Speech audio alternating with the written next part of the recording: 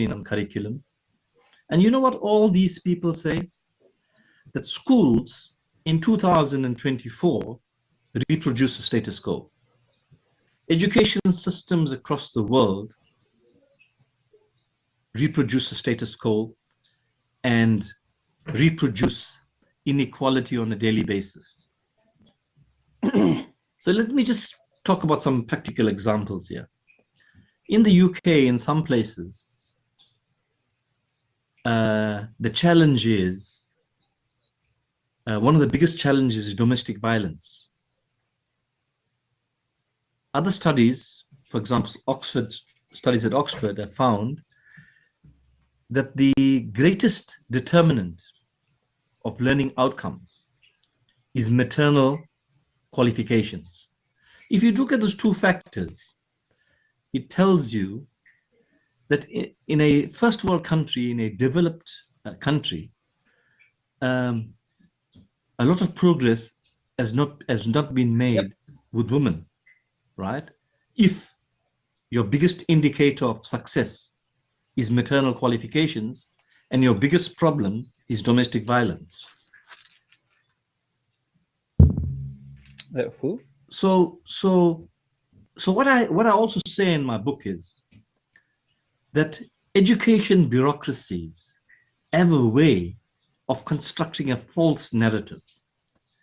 And that false narrative overlooks systemic inequalities inherent in education systems, such as socioeconomic disparities, cultural bias, unequal access to resources. And so the issue of disability is a curriculum issue. There is no special society when you become an adult. Schools must be able to contextualize their curriculum within the lived reality of people and the challenges those people are confronted with in their societies. And so if you do that, that's, I think, the most significant issue in terms of creating access to the education system. In my opinion,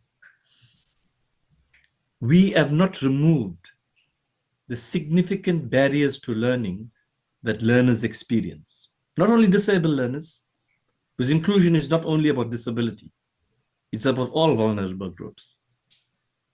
And I haven't seen a curriculum across the world that is able to depart from the sifting and rejecting philosophy. As educationists, I think the most important thing to do is to look at the learner in a context, not as an individual, not look at the family as a unit, not look at individuals in isolation from their environment. You need to contextualize where the learners come from, what challenges the environment poses, and our schools can provide access to learning and teaching. So another point I want to make is that a curriculum can either give access or limit access, right? So let's talk about curriculum in schooling terms as everything that's got to do about teaching and learning.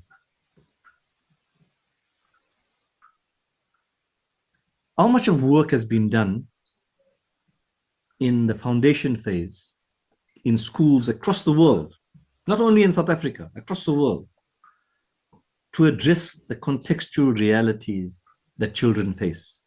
I just mentioned domestic violence. I mentioned maternal qualifications. That's research findings. There's drugs. There's alcohol. There's environments that prevent access. There's a curriculum that serves the elite in education. It is known across the world that our mainstream curriculum, not only in South Africa, is a curriculum that serves the elite. So we are in a situation where we have this, we have wonderful global movements like Rotary that promote a human rights culture in schools, but the tendency of these of bureaucracies is to ignore the kind of philosophy and practice that inclusive education requires of us. Now, I have to emphasize this point. Max Weber told us 100 years ago, 150 years ago, that bureaucracies were never designed for transformation. Virtually every country in the world is a bureaucracy. Bureaucracies are designed we've got to 9 maintain the status attendees quo. live here. We've got 13 Then you have on a the stream philosophy already, and practice like inclusive education, which is great. that is conceptually different from inclusive education in terms of its how we conceptualize it and how we practice it. So if you name me one country in the world that has conceptualized inclusive education and it has implications for every education policy in that country, I will be surprised.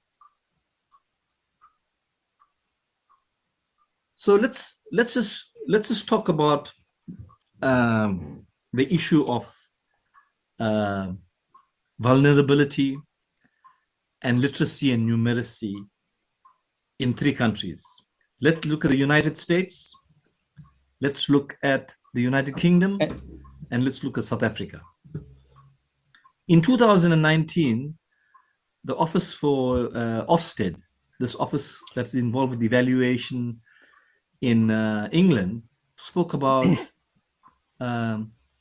narrowing the playing fields by adopting the cultural capital. And Stephen did send me his but in 2024, so I just wanted to ask you, Stephen, do you want me there has not been translated into practice, staying on stage with you as you're talking, or just kind of dive in the background and then do I see many reports about give and take after? It's up to you. Poor literacy and numeracy performance in the United States. And the education policy planners in the bureaucracy, I don't mind staying on camera. I just want to know what's going to make you have not provided any theoretical tools or practical tools to empower teachers. Yeah, then I'll the education you're going system through that, and then I'll come back up at a natural point for the lack of cultural or social capital amongst teachers. Where the education system ignores the issue of cultural capital in the way children are socialized into education. So if you look at Bernstein doesn't appear in any of the debates in the UK. And hardly ever when people talk about why children perform poorly in the United States. Just don't make it seem like he talks about elaborated codes in education. Don't go to that point. He talks about social background. If it ain't broke, and he talks about education systems that reproduce social inequalities. And what they do is they reproduce social inequalities by embedding dominant class structures into the communication I'm monitoring the feed actually through the stream, so there's nothing coming through the feed for us. Right? And in all the debates and discussions, I haven't heard this across the world, right? So if Rotary and other organizations in the world want to advance a truly inclusive education system, we have to ask some fundamental questions about what does inclusive education mean for education systems? What do they mean for the people who implement inclusive education in a country? What does it mean in terms of influencing other policy areas in education that are inconsistent or have conceptual dissonance with inclusive education? the people that translate policy into practice, what are their fundamental assumptions about education? And what is a model of inclusive education in an education system in any country in the world? So when I started, I said that the power of special education still imposes itself in terms of how people see this education system as a dual education system, right? If we're having this conversation in October 2024 about advancing inclusive education system in the world, so many decades after the Salamanca Statement, we have to examine what progress have we made in inclusive education, and why isn't that progress sufficient? Why are countries unable to I'll go with what it says on your screen with the sustainable development I'll go with goals? what it says on your screen with Steven. SDG 4 is inclusive education. Visuals. What are the constraints that countries are experiencing in terms of implementing inclusive education? So when I was asked to speak today, I thought very seriously about this, right? Because I don't want to speak in a superficial way. Because I think education in the world is dominated by politics. Education has been politicized. I think education has been commodified. And I think education systems are influenced by patronage. And there isn't a commitment to human rights and social justice. So let me stop there and entertain some questions if there are any. Thank you very much. Thank you. It was a pleasure to hear you, Dr. Sigamoni. Your presentation was brilliant and made us to think about it so much. We have 3 questions. I will read the first one. Could you please give us some examples showing how liberatory pedagogy can be implemented? Okay, you want me to respond? Oh, please, go ahead. No. So I think if you want a liberatory pedagogy, then you need to transform how we understand education. We need to create access in the education system for learners. If you want to create access for learners in the education system, then you must allow learners to be able to express themselves in diverse ways, and you have to assess learners in diverse ways. You can't have the curriculum as a social construct that privileges certain learners at the expense of diversity. So in my opinion, you need a model of education that embeds social justice principles. And so when you ask the question, what is a liberatory pedagogy?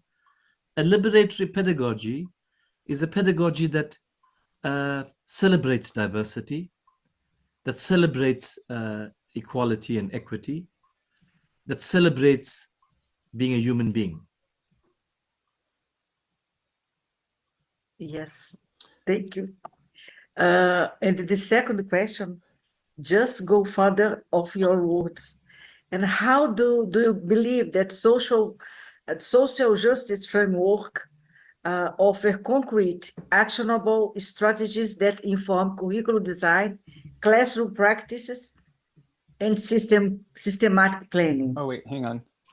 So let's start with systematic planning, and let's start with systems change.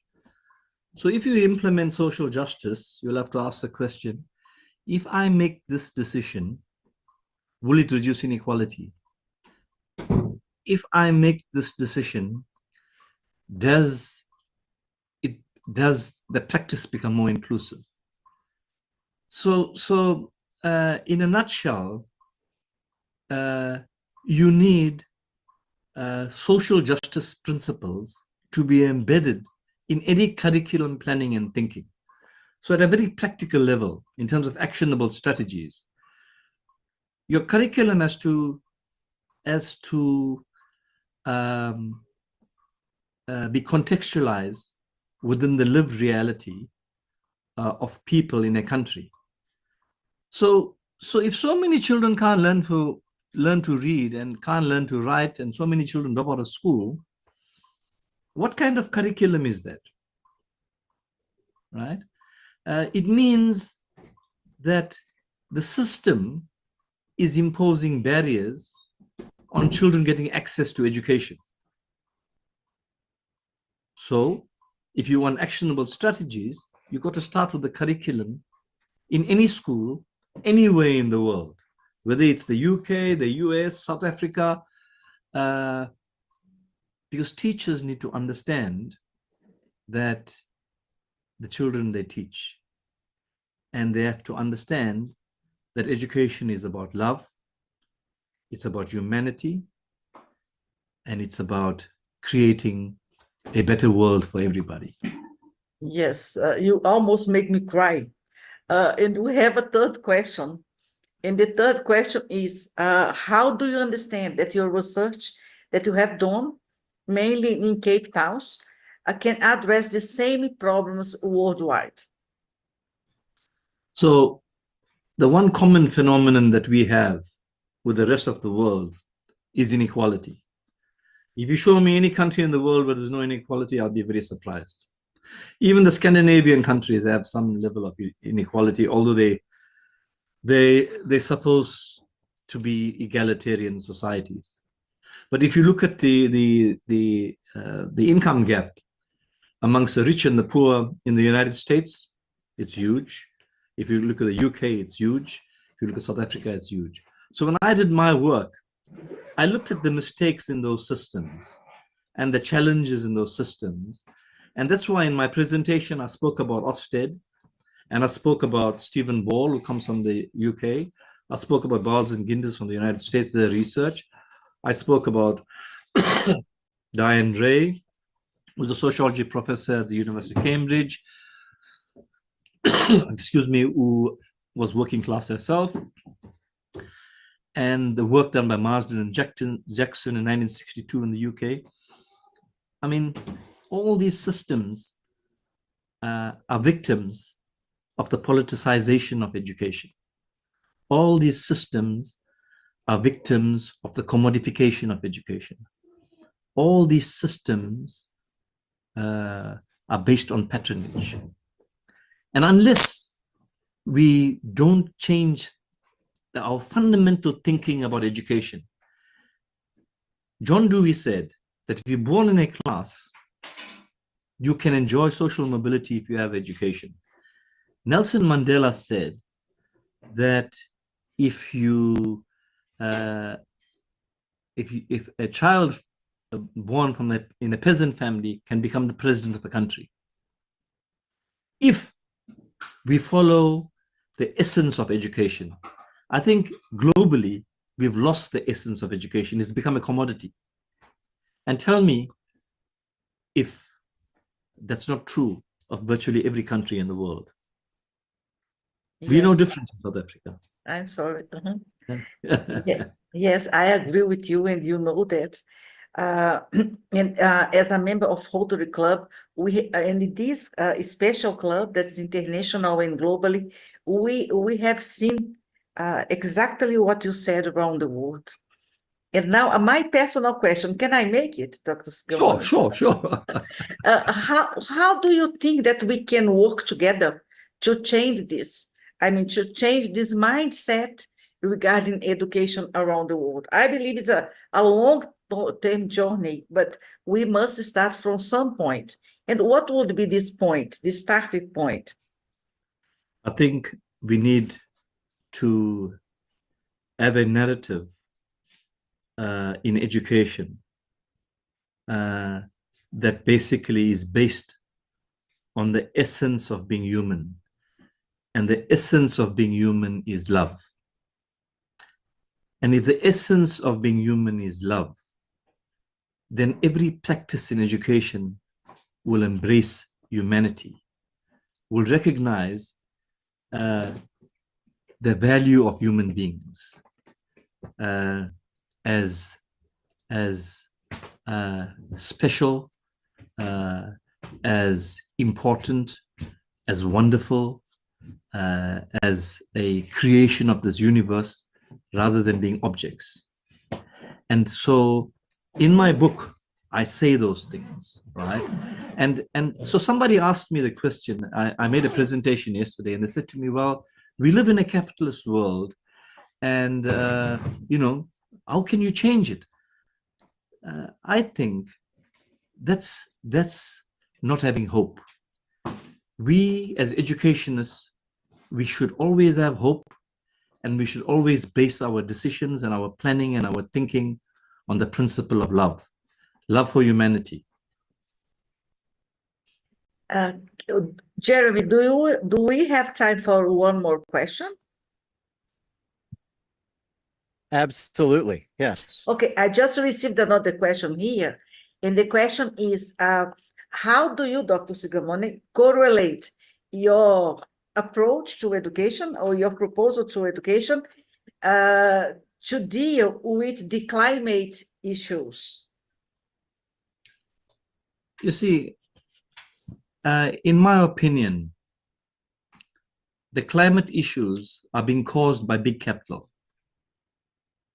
And the climate issues, when they have meetings around climate and make decisions around climate, the people who are most influential in those decision-making processes are people who have a vested interest in business and accumulating wealth.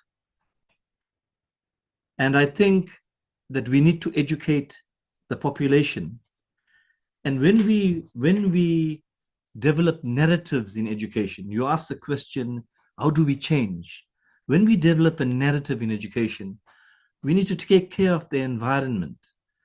We need to show love to the universe. I think we need to reframe our thinking about the world, right? Because I think in the world today, there is a contestation between spiritualism versus materialism. And I think over the last 10 decades, materialism has relegated spiritualism. And I think we need to inject spiritualism into education as it concerns any debate, whether it's climate, whether it's inclusive education. We need to change the way we see education. And so I think that's the only hope we can give to the children that are following us and the younger people that are following us. Because we owe it to the children of a future world to create an environment that celebrates humanity. I don't think we celebrate humanity at the moment. We destroy humanity. And climate is the major problem that we'll encounter in the next 30 years. If not already.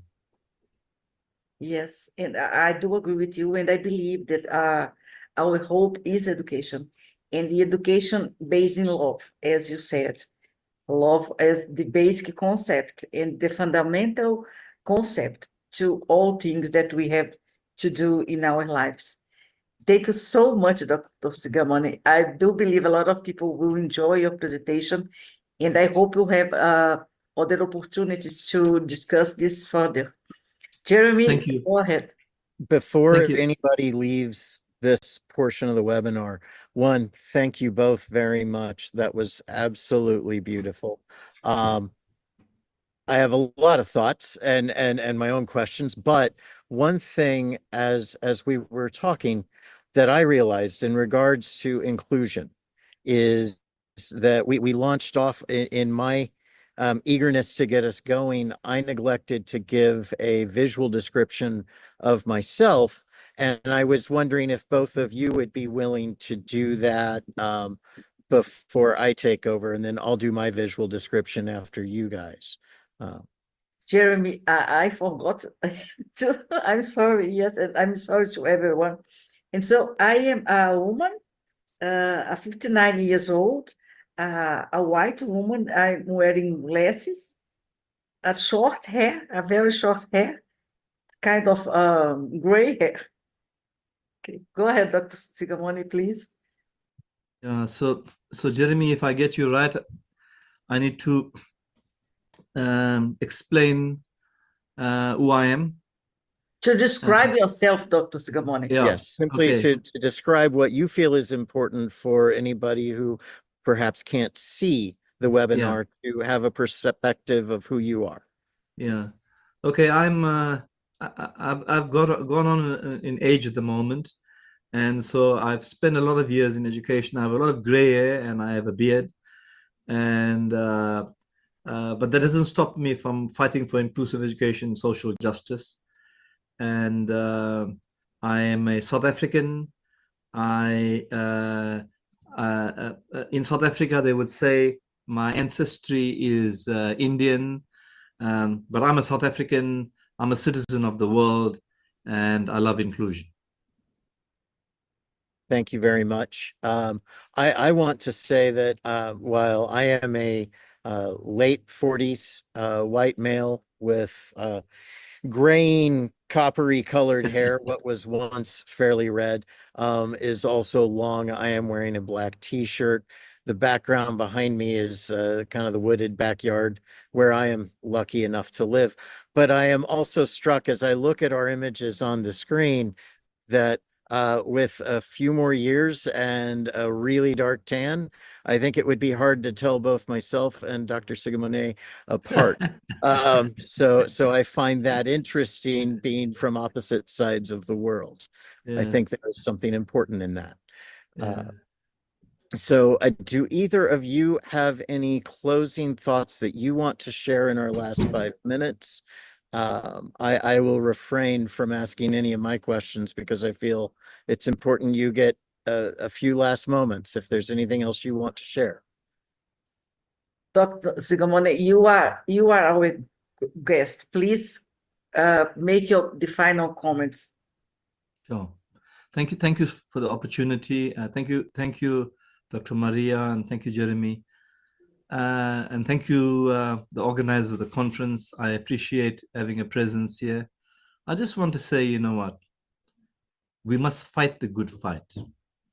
And sometimes it's not going to give you the kudos to get a promotion and to drive a Mercedes Benz and have a house on the beach. But fighting the good fight is what we need to do. Because when you plant the seeds, it'll always grow. And we live a short life in this world. There's 8 billion people. The world is very old.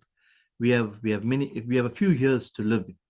So in that time that we have, we must make the lives of other people better. And so I encourage you to do that. Thank you so much, Dr. Sigamoni. And I agree with all these words, and I hope a lot of people can hear you. Thank you. Jeremy, it's yours. Thank you very much. I don't know what's happened. Jeremy just, okay. So thank you to all to be here with us today. And I hope everybody enjoyed our conversation, our presentation. Hope to see you next time. Thank you. Thank you.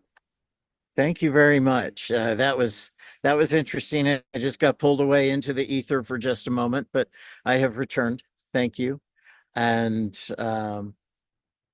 I again thank you so much. So one thing as we were listening to that I kept thinking about is education. I kind of view as water. Water follows the easiest path, but eventually it permeates everything.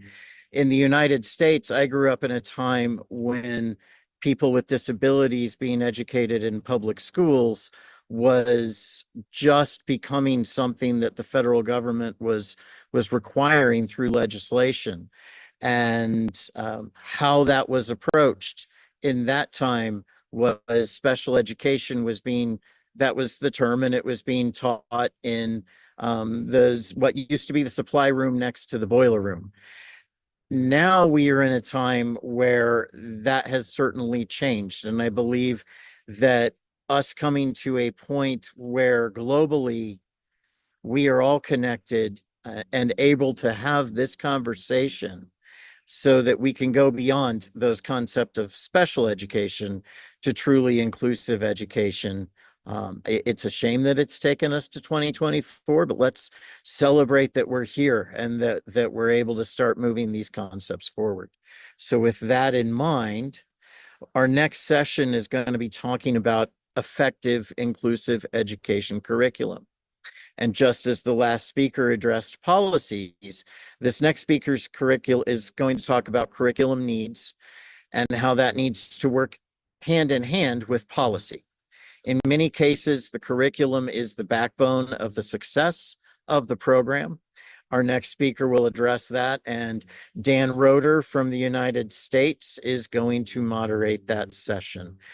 Dan, please join us and tell us a little bit about yourself and perhaps introduce the speaker and get us going. Yeah, so my name is Dan Roeder, and I am the Chief Academic Officer for the David Z Foundation, where we transform lives through the magic of music. And I am very, very pleased to introduce you to Stephen Ayuno. And I practiced your name 14 times, and I'll see if I'll say it right. You have to be honest to me when I bring you up. But I just want to say we're in for a treat for this discussion about curriculum. And we're really looking at curriculum for a lot of different areas behind it. I am personally very interested in differentiation and how we can take a curriculum and modify and adapt it and make sure that it is accessible. But Stephen, I think, is going to take us a little bit deeper into the design and the implementation and all of this magical world of curriculum and how it ties together to create an inclusive experience for all students. So without further ado, I'm going to pass the mic to you, Stephen. And did I say your name right or no? Just perfect. Yes. Awesome. Thank you so much. How kind. All right, passing it off to you. Thank you so much. And really just to begin by saying it's such a privilege and a joy to be with everybody here as part of the Global Inclusive Education Summit for 2024 under the Rotary Club of World Disability Advocacy. Just very briefly to introduce myself, my name is Stephen. Before entering education, I worked as a civil servant in the UK and in Africa and the Middle East for a UK NGO. I've served in pretty much every category of school: selective, non-selective, special, co-ed, single sex, boarding, day, senior, junior, even nursery. In the classroom, I was an English teacher for 15 years. I was the head of a boarding and day school. I've trained new heads in the UK and senior European teachers under the EU Erasmus Plus programme. And I'm now the Group Curriculum Director at Cavendish Education, which is a family of 14 schools educating some 1,600 neurodivergent students between the ages of 5 and 21. Each Cavendish school has a unique profile and a unique community of students, falling broadly into the categories of specific learning difficulties, SPLD, autism, AC, social, emotional, and mental health, SEMH. So although I speak at this moment from a special schools environment, what I say applies directly and equally to inclusive mainstream schools, and I hope across the world. And listening to the summit so far today, I may well reflect some of the themes that have already been articulated. To provide a little context, here are a few key features of the educational and social circumstances in the UK for you to compare and contrast with your own. Right now, the UK educational system for special needs is struggling. Nearly 1 in 5 UK students has some form of acknowledged special educational need. Post-COVID, more children are reaching early years without the expected level of speech, language, and communication development. So there's an ever-increasing pipeline. Government funding for special education maxed out long ago. Teachers and other classroom staff can be thin on the ground and of mixed quality. Outcomes for special needs students nationally are poor. Fewer than 20% of UK adults with an autism diagnosis are in any paid employment. That figure is only 6% for people with a learning disability known to their local authority. I suspect that I'm mirroring something of what many of you are experiencing.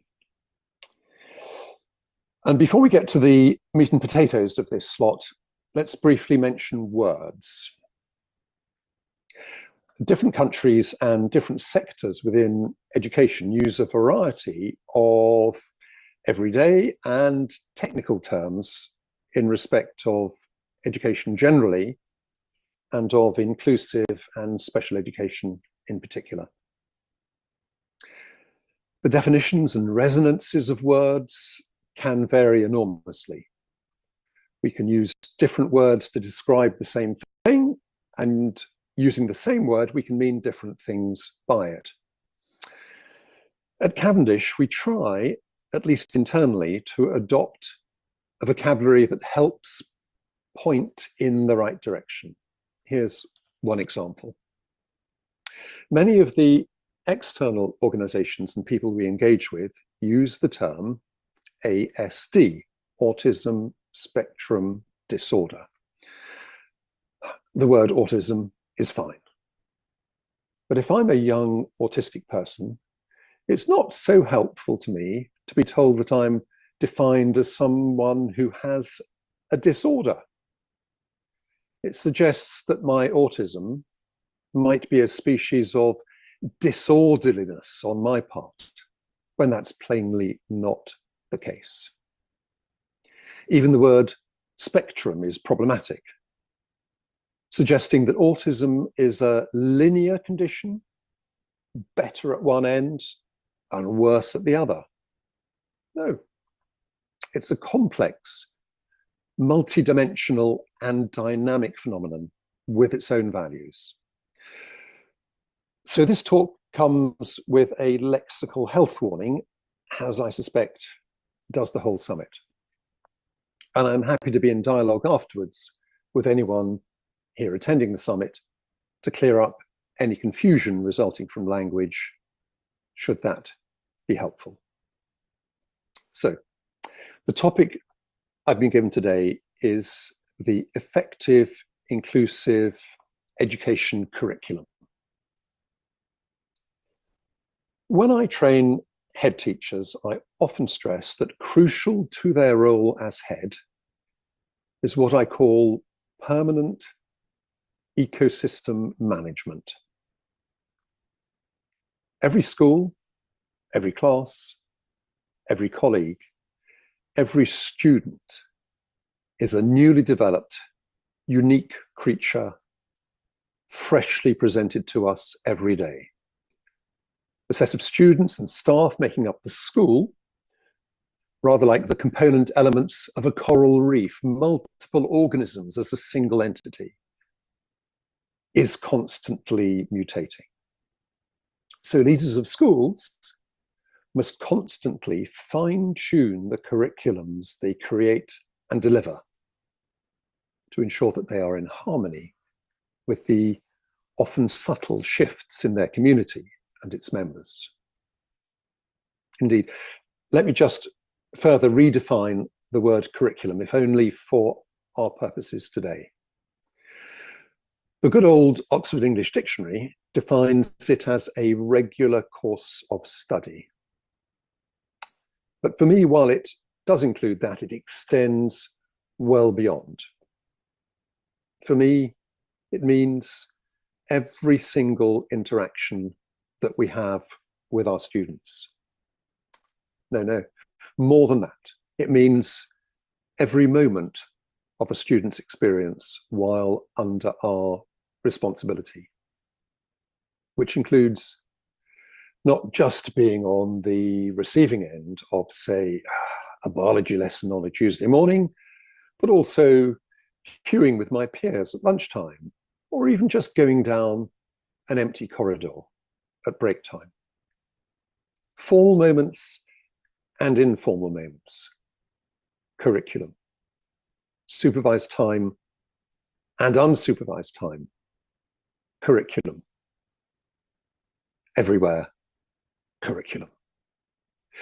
So while I shall focus principally on the formal dimension, please keep the non-formal dimension in your mind. Now, what you might regard as my crazily wide definition of curriculum has various implications. And there's one implication I need to get out front and center. And that is that there is no single correct curriculum in either the restricted or the extended sense of the word. There is no single correct curriculum that must be adopted. There's no curricular silver bullet. So in some ways, I want to fundamentally challenge our conventional sense of what curriculum is. In Greek mythology, Procrustes forced his visitors to fit an iron guest bed he'd made for them, either by chopping off their limbs if they were too big for the bed, or by stretching them if they were too small. Disastrous either way. An inflexible, predetermined, imposed curriculum is a Procrustean bed for our students. And I want to speak strongly, but pragmatically against that. And what I shall do is try to tease out some key approaches for you when you create a curriculum and think a little bit about how you evolve it. So we're now entering the first core part of this slot. The Cavendish website, not written by me, says, at the heart of Cavendish education is a commitment to enabling all our students to thrive when they're with us and after they leave us. Empowering students with confidence in their own abilities and worth is a crucial driver of the Cavendish education. Now, as I scan across the special education horizon, I often see a set of professionals overwhelmingly focusing their attention and the students' attention on the learning difficulties, the barriers, the disabilities of the students. And in very many ways, that's exactly as it should be. Except that that needs focus is necessary but not sufficient. Our function is to be the expert at supporting and guiding students as they address those difficulties. But at exactly the same time, we should at least equally be the expert at identifying and optimizing the value of the unique strengths of our students. There's a caravan metaphor I sometimes use. Just run with it. You're in a car towing a caravan or a heavy trailer. What do you do if the caravan starts to sway or snake? First of all, what should you not do? Do not snatch at the wheel to try to compensate. Sharp changes of direction make things worse. Do not hit the brakes. Hard braking increases snaking. Do keep the car pointing forward. Do very gently start to accelerate. If you create and maintain a controlled acceleration, the caravan falls back into line and you make good progress. Here's a tiny example. Early in my teaching career in an inclusive mainstream school was a boy aged 14, severely dyslexic, who struggled with his place in the school community for lots of reasons. One day, by pure happen chance, I gave him the part of a funny policeman in a school play. Many of my very best actors over the years have been seriously dyslexic. He did brilliantly. His peers admired his performance on stage, and through it, he at last gained their respect. His whole self-identity was transformed. He began to gain a sense of a place in the community that he had never had. He started to engage with educational tasks and to achieve in ways that had been impossible for him. His barriers were still there, but he became enabled. For me, it is absolutely critical that we search for the strengths of our students and focus on them. If the caravan is wobbling, don't slam on the brakes. Find the accelerator. So here's principle number one. Your curriculum must ensure that you find the strengths of a disabled, disadvantaged SEN student and drive those strengths forward. And this leads us straight to principle two, which is all about asking the right questions before we begin to create a curriculum. As a teacher, when I first encounter a new group of students, I don't simply launch into some pre-existing scheme of work or syllabus. My first task is to understand my students. So principle two, properly understand each student from the word go. There's no point in teaching inappropriate materials in an inappropriate way to the wrong person. The what and how I teach should be determined by whom I am teaching. Ask the who question as far as you can, even before the student comes on to roll. Your student admissions process is another separate topic, raising major but different questions beyond my remit today. Now, let's imagine that a student is newly enrolled at your school. Your first task is to evaluate that student, to baseline that student. And this baselining, I suggest, is likely to have a number of dimensions. Firstly, it's likely you'll have to do it for yourself.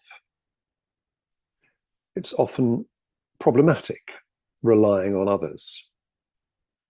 Almost all Cavendish students arrive with something called an Education, Health and Care Plan, EHCP. That's an official UK document assembled by the local government.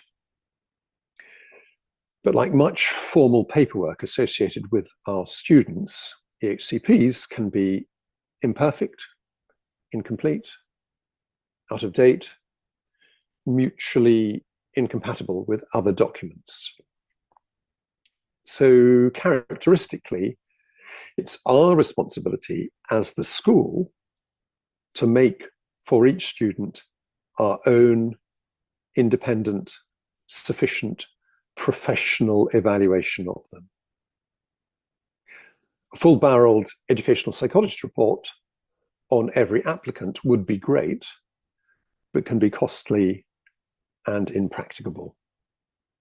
We mostly have to perform the task for ourselves in a way that is simple, internally consistent, and pragmatic. It's the phrase, better roughly right than precisely wrong. So baselining for us consists of the following four core components. Assessments of innate capacity in terms of literacy and numeracy.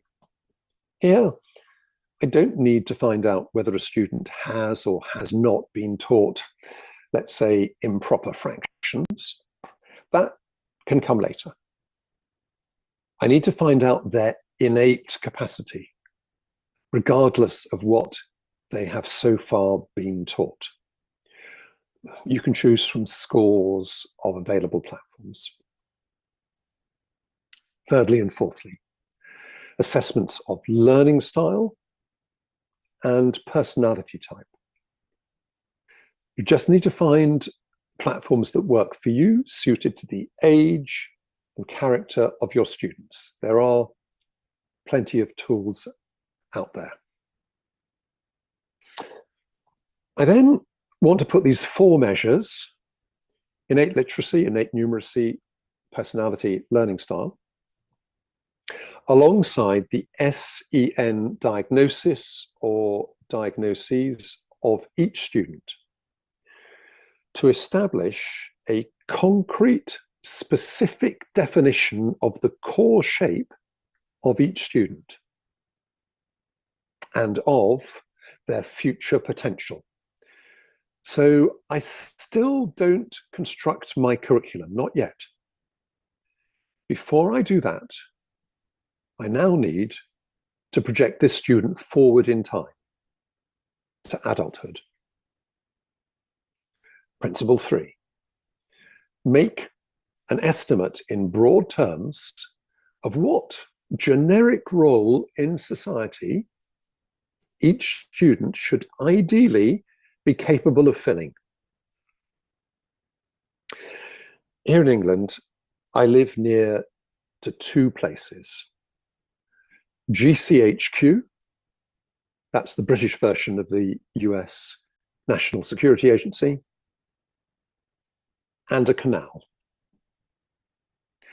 Now imagine, very simplistically, I have a student who has autism and a mind cognitively in the top 4th percentile. GCHQ is full of incredibly intelligent staffers who are autistic. So there is the kind of job my top percentile autistic student can have. Of course, my student needs to gain whatever skills and qualifications are required to access this sort of elite job. But as a school, I know what those skills and qualifications are or should be. And because I am an expert, I know how to deliver them. Now, imagine, still simplistically, a second student, also autistic, but with a very low cognitive capacity. On the canal near me, there are 2 canal locks that have to be manned to allow barges through. The job of the lockkeeper, an essential job, is highly repetitive, but highly responsible and respected. Both of those students can and should have an honored, functioning place in the world that is right for them. My point is that we should believe, and we should build our curriculums upon the belief that our students all can have a place within society, a respected place of contribution, remuneration, dignity, worth. For most of our students, when they arrive, the messaging that they have previously received is concentrated on the things that have gone wrong, not on the things that have got right. The system has failed them, but they see themselves as having failed the system. And that impacts on their internal self-fulfilling narrative, on the story they tell themselves and about their prospects. We have to convincingly change that internal narrative through the curriculum. So do I say to each of these 2 students of mine, hey, sorry, mate, your chances of playing a meaningful and fulfilling role in society are pretty remote, not worth trying? Or do I say to them, I know just the kind of person you are, and that's fantastic because I can show you the roles that people like you can and do play in society. You have a future. We know how to get you there. Let's get on with it. We must always take the long view and the constructive view of our students, and we must actively communicate to them that long, constructive view. So now there are 3, maybe 4 things I want to say about curriculums. Firstly, a strange throwaway statement. In some important respects, it doesn't matter one jot what the precise content of a curriculum is. Confucius in Shandong, Avicenna in Bukhara, Benjamin Franklin in Boston, the content of the curriculums they each received could not have been more different. But they were all educated. So let's not get too hung up about the presence or absence of particular content items in a curriculum. In school, we have all the relevant student data. So now is the moment to create the curriculum that will take each student from where they are to where they can be. Each curriculum should be deliberately unique to that student with its own long-term outcome target. Let's not, like Procrustes, impose an inappropriate, ill-fitting curriculum on the wrong student. The right curriculum for the right student. I would dearly have wanted to discuss target setting and progress tracking, but such a huge topic will need another talk. An example, if you want one, is perhaps the PAGS profile assessment and goal setting platform, which Felicia Gibson, who chaired the first panel session, can tell you about. Let me offer you principle 4. Your curriculum is your pedagogy. In the words of Marshall McLuhan, the medium is the message. Without an appropriate and effective way of delivering it, the content of your curriculum is nothing. It's like being a shopkeeper who has a stocked warehouse, but no shop. For our students, conventional mainstream style curriculums and teaching are failing them, usually because being neurodivergent, they think and operate in non-mainstream ways, and or their social relations and their social skills have inhibited their learning. If my difficulty lies not in my cognition, but in how I relate to the teacher and how I relate to my fellow students and how I self-regulate, then just piling more and more conventional curriculum content on me or abandoning me is simply no use. The absolute first core of my curriculum is to develop effective skills in relating to others and in self-regulation. Then and only then can I crack on with that cognition and learning stuff. So I'm now going to offer you a series of deeply considered concepts I'm calling side notes to those principles, and I hope they will stimulate thought and debate. And these side notes are united by the belief that it is possible to do everything with everything. And what I mean by that will emerge in the next few minutes. Side note 1. Curriculum is an integrated balance of personal skills, academic skills, practical skills, content. Covering content without forming academic, practical, personal skills is absurd. And skills without content is pointless. But skills must come early.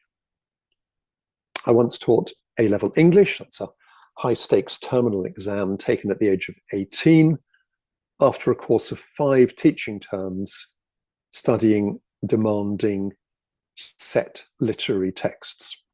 The curriculum content was the set texts. But for the first 3 terms of study, I never touched them. We did totally other stuff. Fun, apparently random, actually highly structured other stuff to ensure that the hard grind of skills development happened in safe and different places. And then come the 4th term, total joy when we did get to address the set texts. By then, the students had the skills they needed to breeze through the curriculum content with an astonishing mastery, freshness, and independence. You can do everything with everything. Side note 2. Think about therapy as education and education as therapy. All of our schools make therapeutic provision for the students, but we have moved away from a disconnected model where therapy and education and curriculum are alongside but too separate from one another.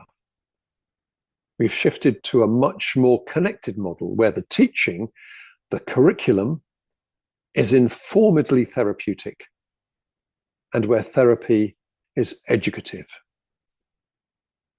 You can do everything with everything. Side note 3. Outdoor education is magic. You can and should deploy outdoor education as a key vehicle for curricular delivery.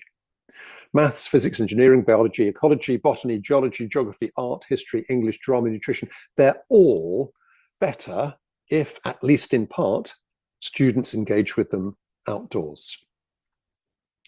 And you'll all have your own versions of the UK's Duke of Edinburgh Awards scheme, the Combined Cadet Force, many other excellently structured, progressively certificated programs that take students out of that classroom where for hours on end they are cabin, cribbed, confined, bound in by us.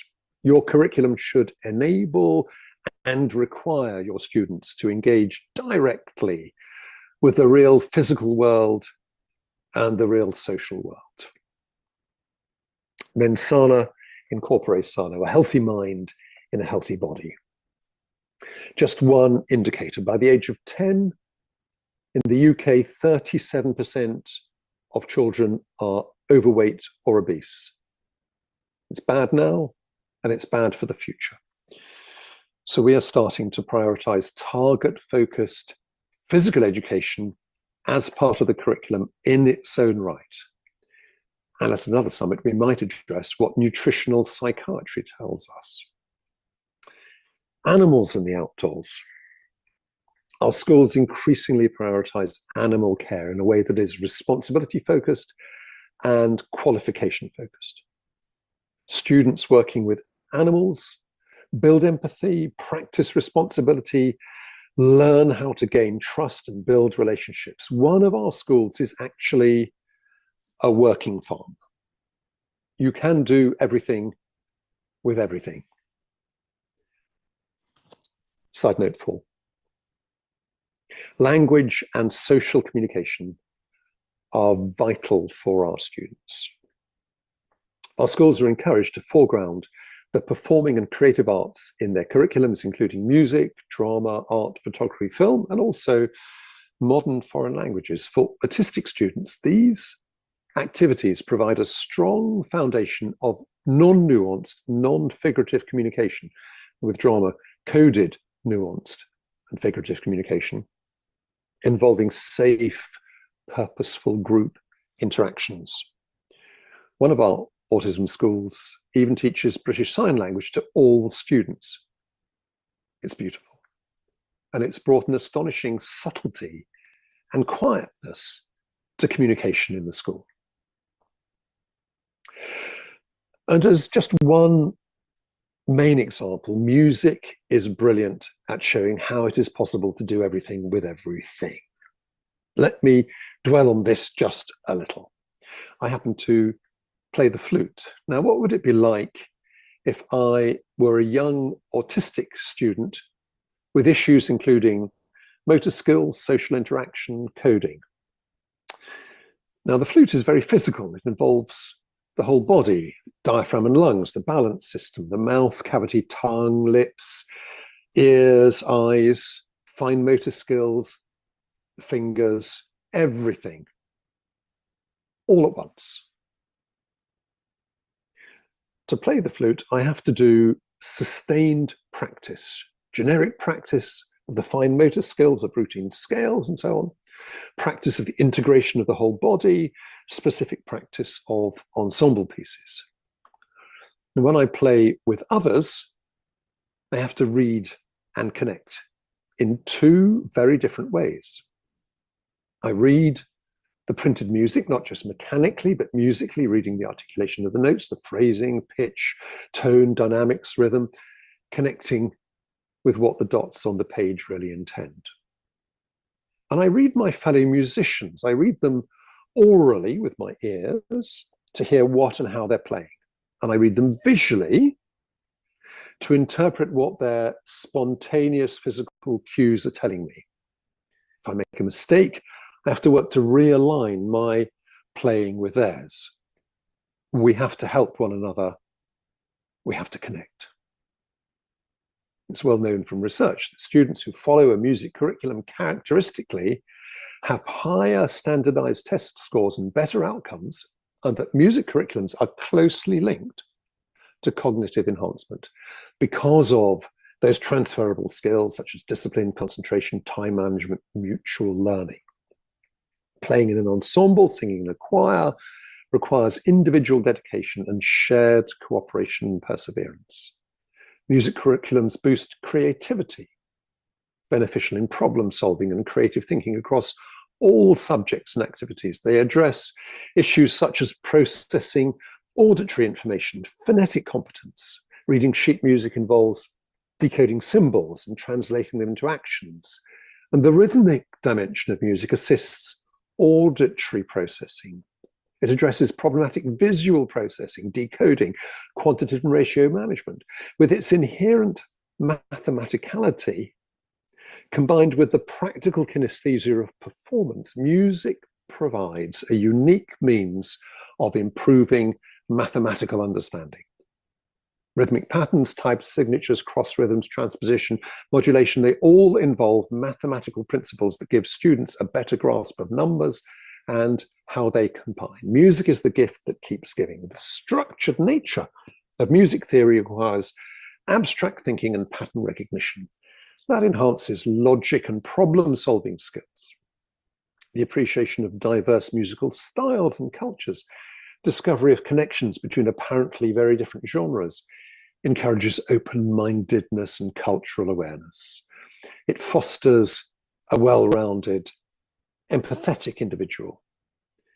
Therapeutically, music offers students emotional and psychological benefits. Its power to evoke and shape emotions enables students to learn to identify and channel their feelings constructively. The collaborative nature of music making strengthens social bonds, reduces feelings of alienation. This sense of inclusion and shared purpose, characterized by cooperation and peer support, profoundly impacts on students' self-worth, on their sense of belonging within the school community, on their life capabilities. Music is magic. You can do everything with everything. Side note 5. Computers and compost. Someone I much respect recently remarked that only 2 things matter today: computers and compost. And he's right. We have earlier glanced implicitly at compost in our previous remarks on outdoor education. And it goes without saying that we must maximally digitally upskill every young person. The Cavendish Schools are launching a structured upgrading of all students' digital skills using a formal digital competence framework. And with emerging AI today, we stand right on the threshold of opportunities to provide absolutely personalized, accelerated learning programs and curriculums for individual students bespoke to them. In parallel, we've launched a digital skills competency framework for all staff members. Side note 6. Essentials are essential. Curriculum content cannot be plowed through without the basics. Another very quick anecdote. In 2020, the schooling of a young family member of mine was near collapse. He was close to being functionally innumerate, and then COVID hit. So I taught him maths online. And at the start, every response he gave me was either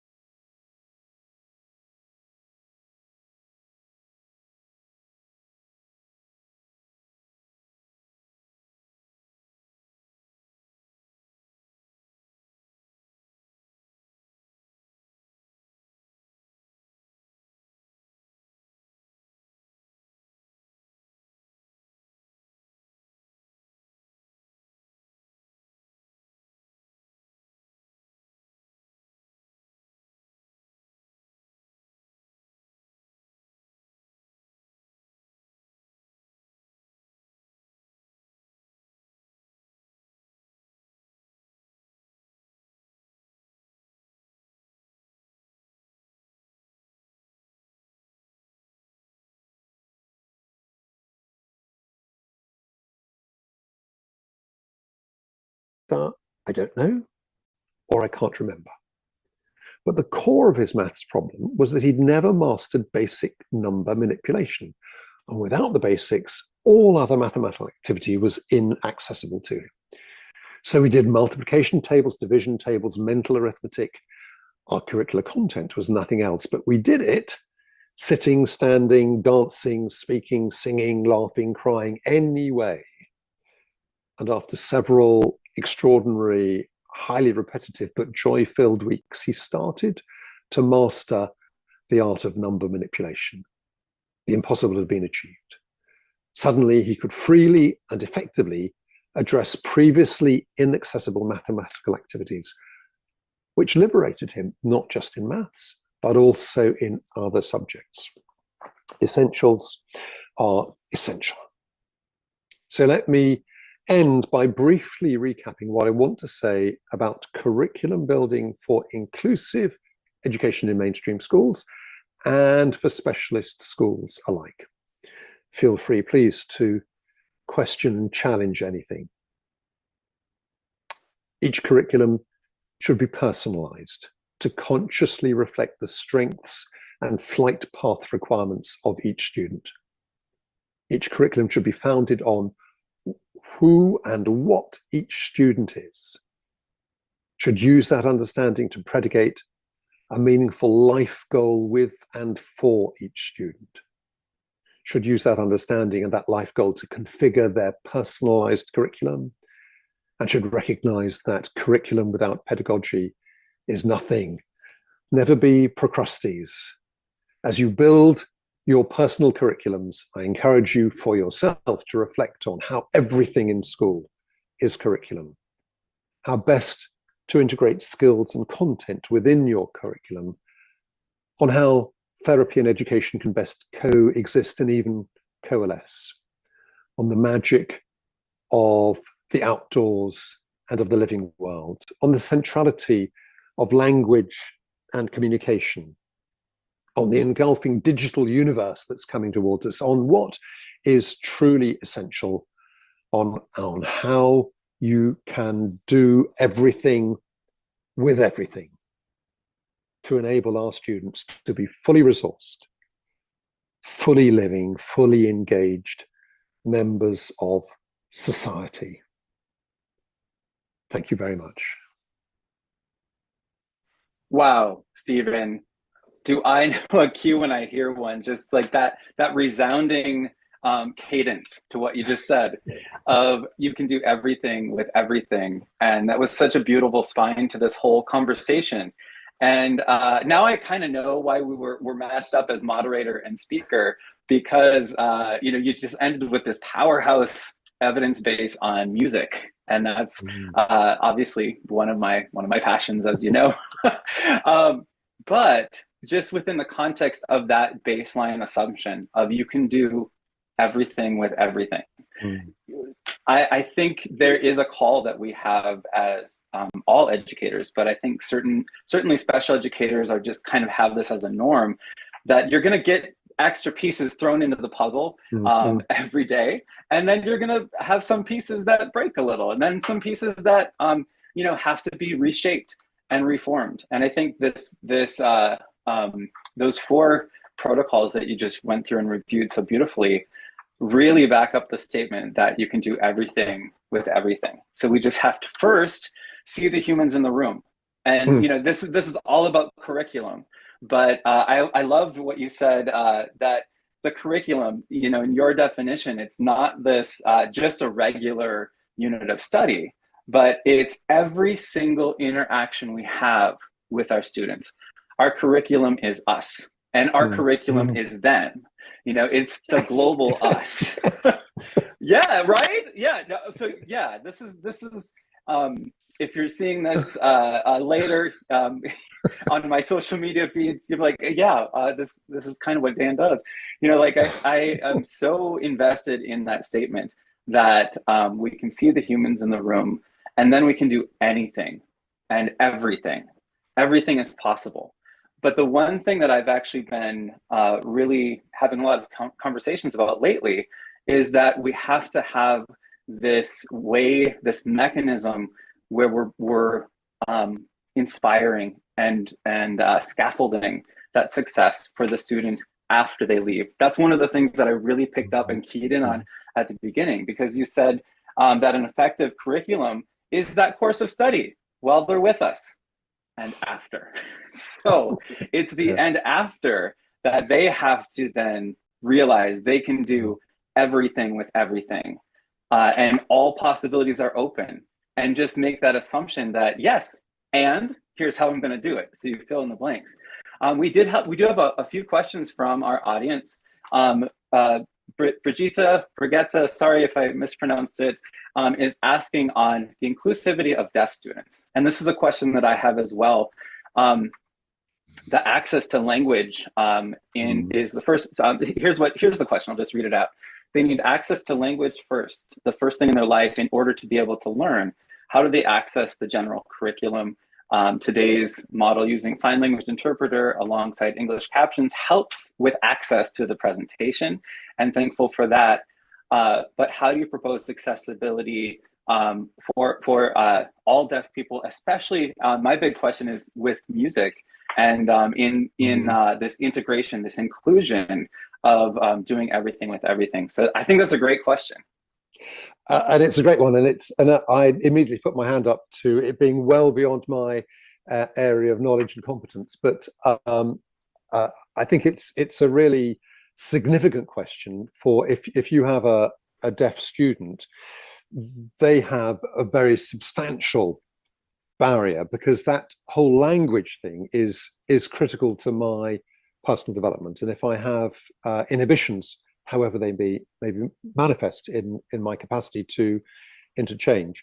I mean, as I say, one of our schools is now teaching every single child British Sign Language, and I think that's a glorious thing, because I think as a society we are not very adept at thinking how we can connect to people. And actually there was a very interesting session earlier in the summit about assistive technology, and I might point the questioner a little bit down there as well, because there was some valuable comments were and thoughts and ideas were being proposed there. But there are even in music, one of the critical parts of music, of course, is rhythm, and there's a little bit of a root in there. And I wouldn't want to pretend to be remotely an expert, but I'm very sure there are lots of different ways, because I do totally believe that you can do everything with everything. There are lots of different ways that you can find to make connections, and it's all about making connections. However, whatever that connection is, and whatever the root of the connection is, above all, that's what it is. Yeah, I want to kind of extrapolate on that a little bit. And I think this opens up the broader question of a word that you brought up early on in the presentation as well, of appropriateness. And I've been always just wondering, what is this word appropriateness, and how do we decide it as a team? Because it's such a subjective word, but it's written into the law, at least in the US, so many times, where we're saying, what is appropriateness? And so I think that kind of opens up a little bit, the question a bit broader is, how do we, not look for all the answers of every situation, but instead we look to the student and say, what do you need? What is appropriate for you? Yeah. Well, not only just what you need, but what is your possibility? I mean, I think the bit I would really want above all to emphasize is that what we should be doing above all is identifying what that capacity of that young person is. What are the things that they can do given half a chance? If we can get some of the stuff right, if we are the expert at overcoming barriers, what's that innate capacity? And over many years, I've seen so many young people written off or have been given unreasonably low expectations. And it's no good putting in high expectations if you haven't got the means of making the journey, of doing the traveling. Right. But if you build your flight path, I mean, that's a current term in the UK. If you build your flight path not on what's the system out there, you have to take account of what the system is out there. what are the exam structures, what are the available options, and so on and so forth. But you have to start with where this young person is, where are they at, where can they be, what are their issues? Okay, now let's go. And that for me is the way forward. And I think, again, I don't know what it's like for the rest of the world, but so many of these young people are given these really very negative messages right the way through their formative years. They're explicit messages and implicit messages. Sometimes the implicit messages about "you're not very good" are more damaging even than the explicit ones. You know? They kind of go in deeper. And it was, I think you did such a great job of pre-teaching that idea in your was it lexical health warning. I love that phrase. I definitely will use that and attribute it to you, of course. But just where it's the language that we choose in speaking about limitations. And often what I've noticed just in teaching special education in the US, there's especially, I'll be speaking later with Dr. Myrie about post-secondary preparation and what things look like for what, how do we navigate that very, very important transition in life where we have a gradual release of responsibility from on your parent or your teacher to you're now in the world, and how are you going to find that agency for yourself? And so I think one of the things that I was thinking of when Bridgetta first asked that question, and thank you for your pronunciation in the chat, in the question and answer, Bridgetta. I immediately thought of this Cambodian folktale, and it's called Silent Lotus. Of course I did. It's called Silent Lotus, and I learned about it on the show Reading Rainbow. And it's about a girl who grew up, she was deaf and nonverbal, but she loved to dance. And so that was her strength. And I loved how you also said, let's look at the strengths and what can we do from there? If we start prescribing a pathway, and that's our language in the US is pathway or career path, something like that, like the flight path. I kind of like that. But if we start being prescriptive instead of descriptive of what their interests are and how we can help them equip themselves, then that's where we start getting into that. This is not appropriate for this student because they're learning the things that they're spending time learning things that won't yield results. But they could be spending that time where we maybe look at a modification. We look at adjusting the curriculum. And you remember, folks, we're talking about curriculum here. We're talking about how this needs to be a living, breathing organism, and the nature of the classroom is being able to say, well, that's not appropriate for this student, and how can we change that? So anyway, in this story. She grows up being told, well, you can't dance, you can't hear the music. And so she just proved them wrong. And that's where you start with that baseline assumption of, well, yes, I can. So she had her ear to the ground and she was feeling the vibrations and listening in her own way to the music and engaging in the dance. And then the end of the story is she becomes the court's most beloved dancer. So that's the story that I think we need to assume is possible from the beginning. Just my opinion. and that's a very, very lovely story, and a much less lovely thought that came into my head, only because it's about trains, really, which are not delightful.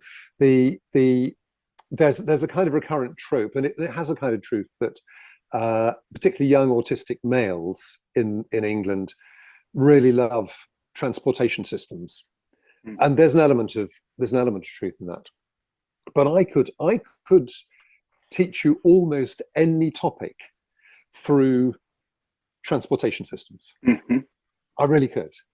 Yes. But you could give me another. There was another boy who was extraordinarily keen on medieval castles. I could also teach you anything through medieval castles. The precise, as I say, the content is almost immaterial. You can take almost anything and use it for whatever the purpose is that you want.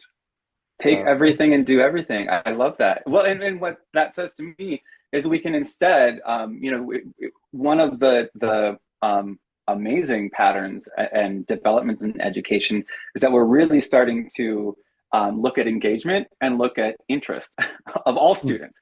And that's from a universal design perspective.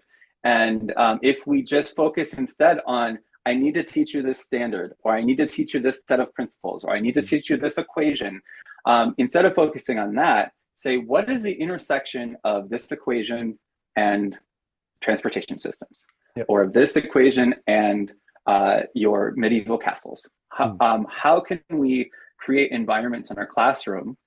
And this is a question for all teachers. And also thinking from, I'm putting on my teacher hat. One of our charges is to differentiate all learning for all students. That's an exhausting task if you take it on by yourself. But when we collaborate with our students and parents, it's a lot easier. Yeah, I think that's absolutely right. And can I really loved a little remark you made, which echoes another one of my motifs. You know how you end up at a certain age with a whole set of motifs that you deploy, and one of them is that that teaching is really just the same as parenting, in the sense that you've succeeded when the young person doesn't need you anymore. Yep. When teach yourself out of a job. when you've taught yourself out of a job, when you've even parented yourself out of a job, and when your child comes back afterwards and they're still prepared to be interested in you, that's amazingly wonderful. But that's great. But the task is not to retain residual dependency.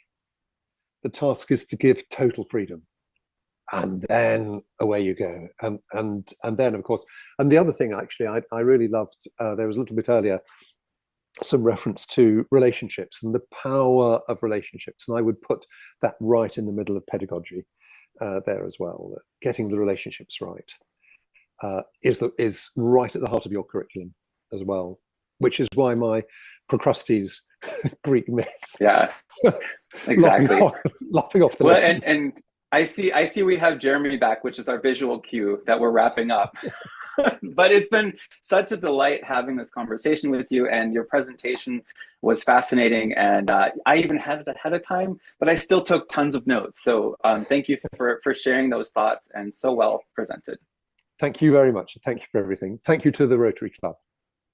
Yes. Gentlemen, this has been a phenomenal conversation, so full of insight. And I want to say one of the things that this brought out in me is the thought of inclusive education needing to really start from a point of the student being included as the educator to educate us about how they need to learn, so that we can then communicate to them appropriately, whatever that curriculum is. There are still just a couple minutes. If either one of you have any final thoughts that you would like to express, please take the opportunity to do so. Well, go ahead, Stephen. I was just going to say, I just have been really thrilled at the whole day. There's been so many areas of richness, and I have just wanted to say thank you to everybody for all the contributors, all the participants, because there's been many real nuggets of gold happening through today, and it's been great. So thank you. Yeah, and I guess my final thought is just to close with Stephen's metaphor of the accelerator and the brakes. And that is such a brilliant, we'll kind of bookend this. When we meet these challenges, when we're seeing a mismatch of, is this appropriate or is this not appropriate? What am I missing here? Slamming on the brakes will really only magnify those challenges. And then you can get that microscope out and and say like, oh, this went wrong and this went wrong. But when you are just in motion, you're like, oh, we're going to alter course. We're going to hit this accelerator. It's so beautifully crafted. So thank you, everybody. Thank you, Rotary World Disability Advocacy Club, for this whole event. It is sparking so many things worldwide. I know we have a lot of attendees here. We also have right now 55 people watching on our live streams. And so this is exciting to just have a global audience for this very global conversation.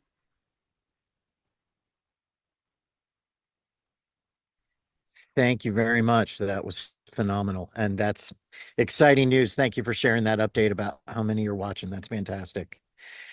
And so with that in mind, we're going to move into our next session, which is going to be about embracing neurodiversity. After listening to policy and curriculum, let's explore the real thinking behind implementing these two areas and the innovation that can spark. It all starts with putting the person first. That is true in education and work. Our next speaker will help us focus on this important thinking.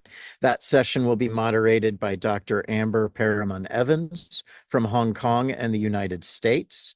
And we'll ask for her to join us. And please tell us about yourself, what brought you here today, and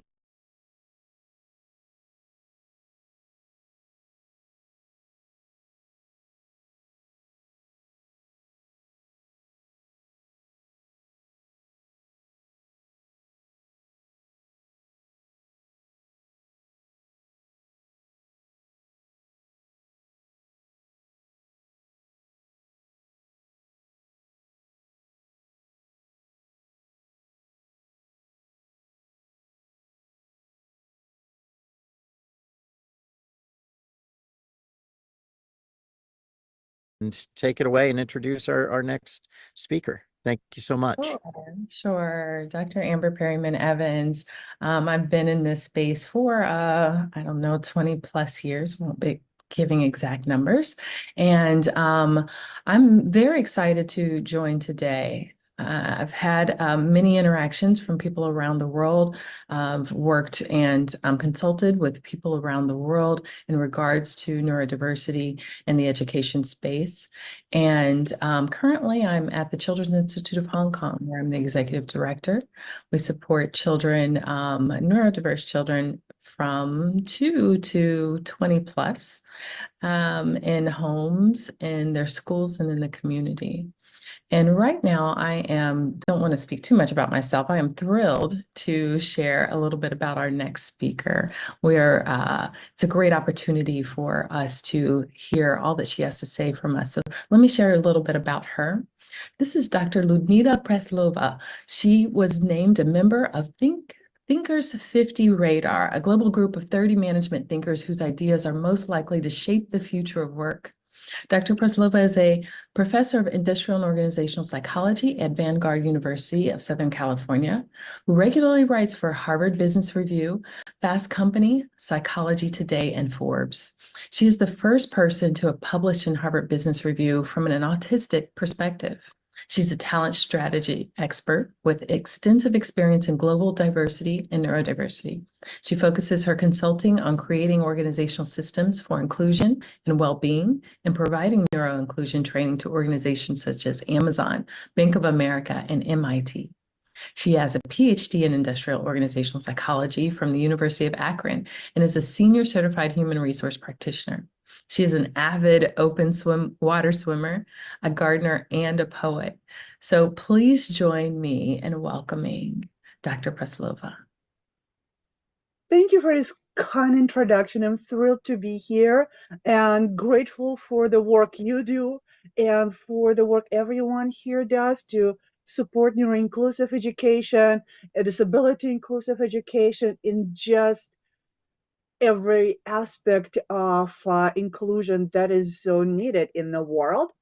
And hopefully I can go specifically a little bit more in depth on neuro-inclusive education, but as many of you will see, it really is something that can benefit everyone. And when we create systems for neuro-inclusion, we also benefit all humans within those systems. So let me share my screen and we will talk about neuro-inclusive education. I will ask you to also think a little bit and contribute and talk to me, because I don't want to be the only one just talking to myself. So please interact with me.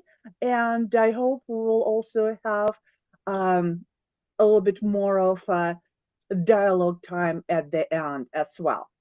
So my topic is embracing neurodiversity. but I'm talking about it in the context of education. And the general theme is the right perch for every canary. I will explain the canary theme as I'm going through my presentation, but the idea is that neurodivergent people are very similar to canaries that were actually used in coal mines to detect toxic air. And that's not a myth, that's a true history. And that is because birds are more sensitive to toxicity, not because they're defective or something is wrong with them, but because the same intense oxygen metabolism that allows them to fly also makes them to more intensely metabolize toxins. And that means that everything that's wrong with the system is going to be felt by neurodivergent people first.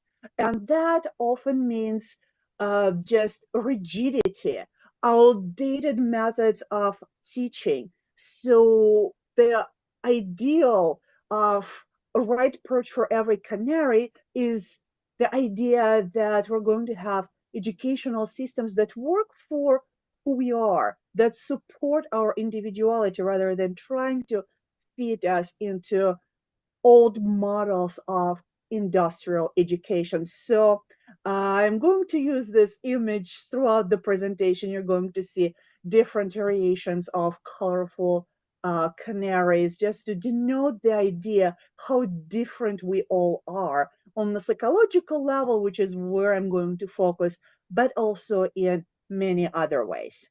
And I've been fascinated by human differences pretty much for as long as I can remember. And I first started working in global diversity and large differences, cultural level differences.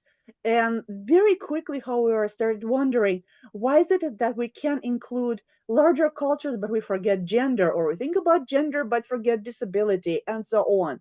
So I've been trying to figure out how to create systems that would include all the different aspects of what we do, specifically to the workplace, because I'm an industrial organizational psychologist, but also with regard to education. I've been teaching for a very, very long time, and it's very frustrating to see students who are struggling or saying, please dumb it down for me. And no, that's not what you need. You just need to be uh, supported in learning in a different way. Like, who told you that's what you need? And that's something that really all culminated in writing the Canary Code book. It's specific to intersectional inclusion in the workplace, but I also tried to write it in a way that it's accessible to more variety of learning approaches, because that is something that's very much needed. And that is something I'm really passionate about to bringing to variety of organizations. So I know we have a range of people here with a range of experience, but just think for a second and type your answer to the next question in the chat. The first thing that comes to your mind when you hear the word neurodiversity, just from your experience, no wrong answers. Just take a second and then just let's type and give me a few examples of what you think is neurodiversity. Let's see, you're able to access the chat. It could be that some people have one chat version and other people the other chat version.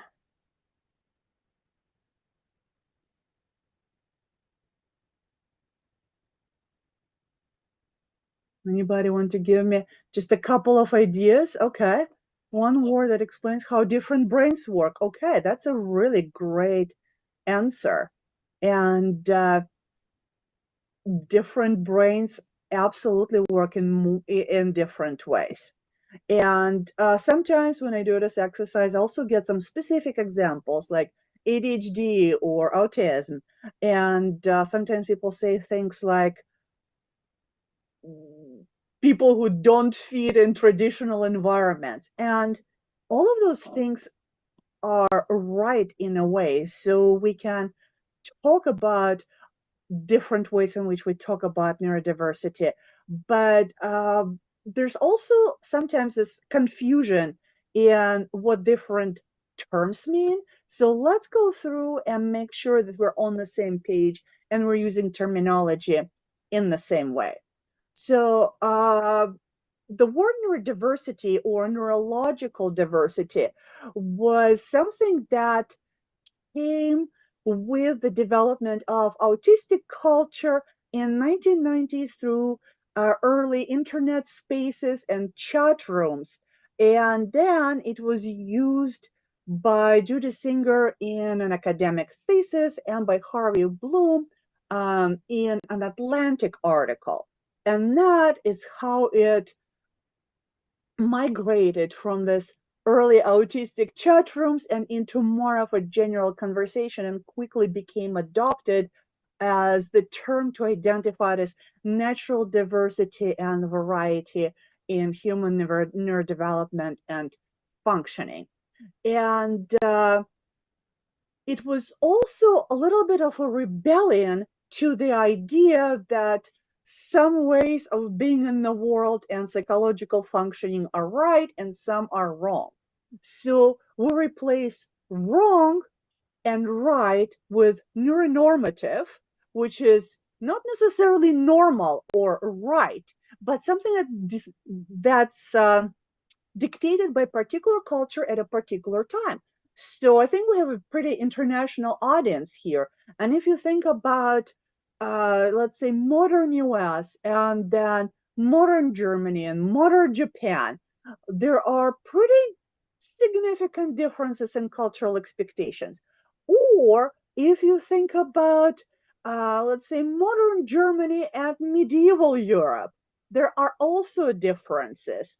And if you think about any culture many centuries back, you will also notice that certain things like emotional expression, style of talking were not exactly the same. So cultural norms change, and what we consider normal or desirable or right also changes. So it's not necessarily something that's wired in our brains, but it's also something that's dictated by society. So neuronormative expectations sometimes is really what's behind when people tell us, okay, can you be normal? What they mean is actually conform to neuronormative standards. Now, some people pretty easily conform to neuronormative standards. They enjoy them, and they just feel like it's pretty natural for them to uh, have small talk, for example, in those cultures where small talk is prized, or to be assertive and to self-promote, which is again prized in certain cultures. Other people find it very difficult, and some of them can just kind of fake it enough to maybe sometimes fit in, but it's extremely draining. And if we do it too much, we can even feel sick. And some people just can't. So, for example, if there's this explanation of always chatting and someone needs a device to communicate, it's very difficult to fit into those expectations of communication. Or even if your communication differences are in how direct you are, if your normative expectation is that you're very, very subtle and communicate and hidden meanings, it's very difficult for the person who likes to communicate directly and literally to pass for neuronormative. So then we talk about people who either have a hard time fitting into the idea of neurotypicality or just really can't do some of those expectations. We call those people neurodivergent. And neurodivergent is a very broad term, and there are many ways people can be different. We can talk about kind of the traditional dyslexic, autistic, but it also can include acquired neurodivergence, such as brain trauma or brain fog associated with long COVID. Transitory neurodivergence would also be covered by this a very broad category. So, for example, someone is on medication that gives them side effects that either give them memory issues or intensify their feelings that let's say they can't control their crying as they could before. That in a very broad definition could be considered as transitory neurodivergence. So we talk about individuals as neurodivergent, but as collectives, as humanity, we are neurodiverse on the group level. So when we're talking about mixed neurotypes, we're neurodiverse people.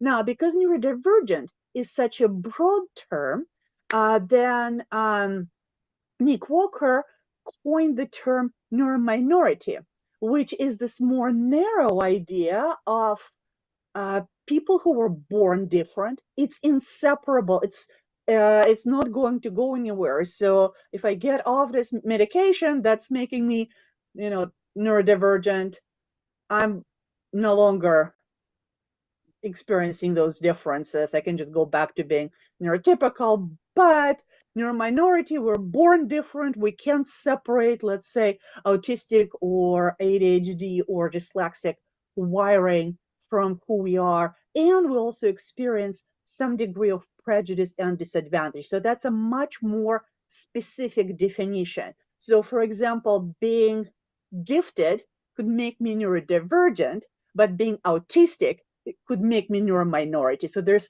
a bit of a difference, even though sometimes people use those things interchangeably.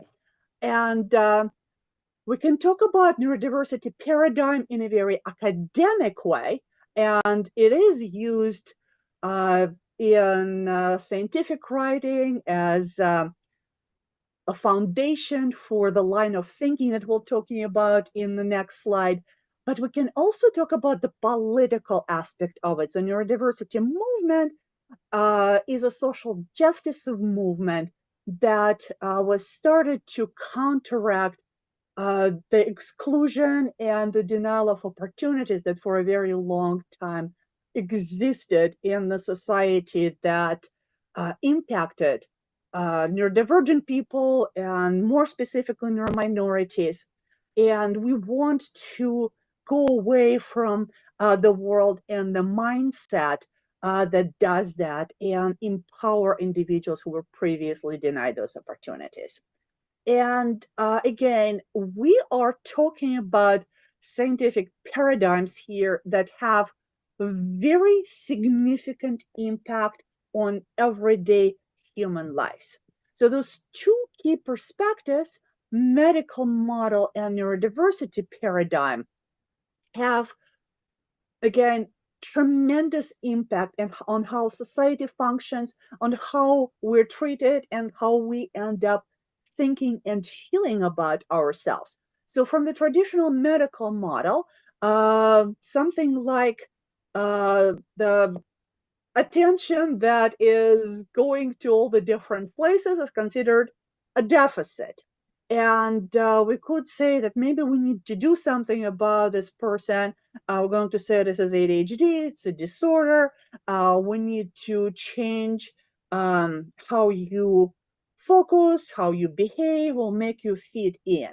And that obviously would be applicable to other neurodivergent neurotypes. From the neurodiversity paradigm, we're going to say, you know what, society needs some people who are scanning environment for new things and opportunities and dangers all the time. As a group, we benefit from that characteristic, even though we can stigmatize it on the level of individual. It's a difference. It's not a deficit. Just like super focus on detail on one thing also benefits the group. We need people who focus on one thing in detail, and we need people who are constantly scanning the environment. So those differences are actually valuable.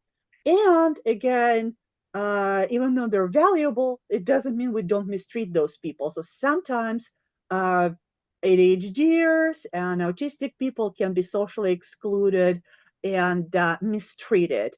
Instead, from the point of view of neurodiversity paradigm, let's introduce neuroaffirming practices. Let's respect those differences as a valid form of human diversity and support those strengths.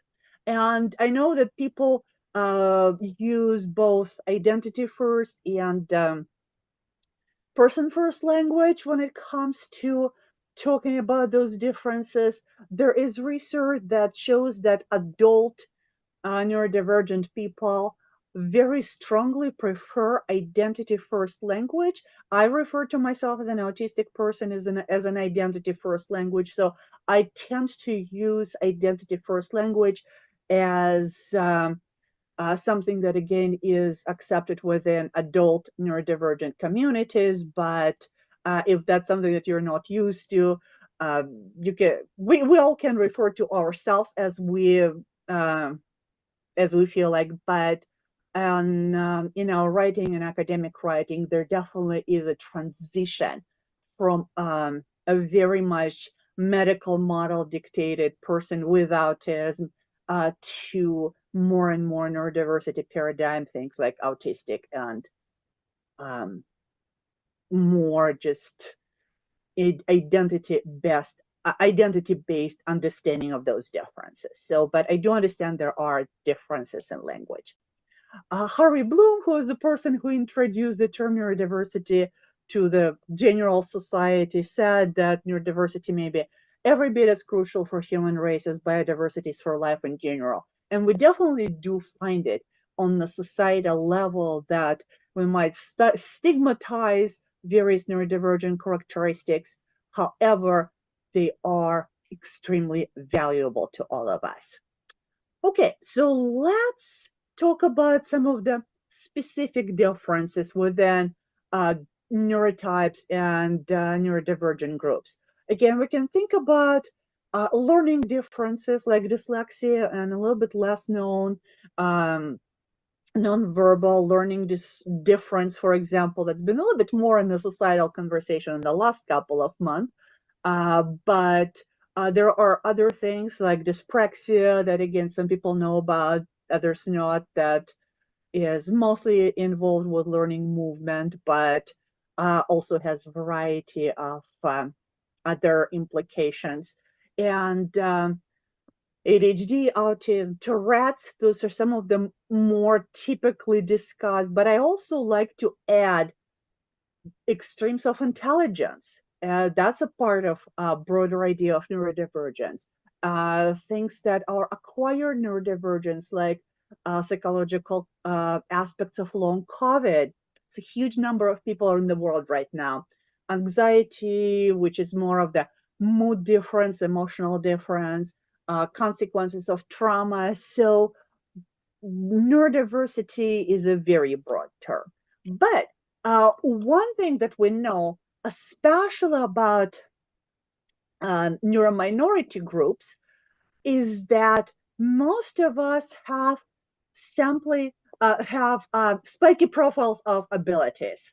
So what does it mean to have a spiky profile of abilities? We probably, many of us can think of that you were really, really good at some things at school and really, really not good at other things.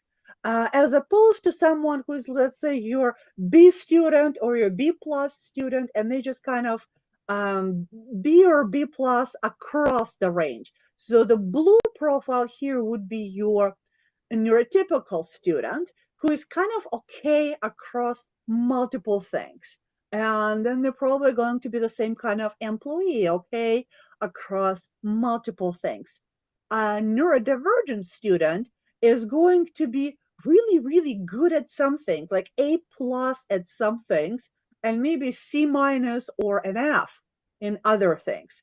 And so orange is kind of actually my profile, way ahead of my grade in things like reading, can do geometry without too much difficulty. People do say I create very interesting and unique products, but algebra just can't do it to save my life. Multitasking can't do multitasking. And there are other people who might have just completely opposite um, profile of strength. And what happens in traditional education is basically it's trying to flatten us and to make this silvery gray profile and the orange profile to be kind of the same as the blue profile, which means we're getting brutalized because we're prevented from exercising our strength.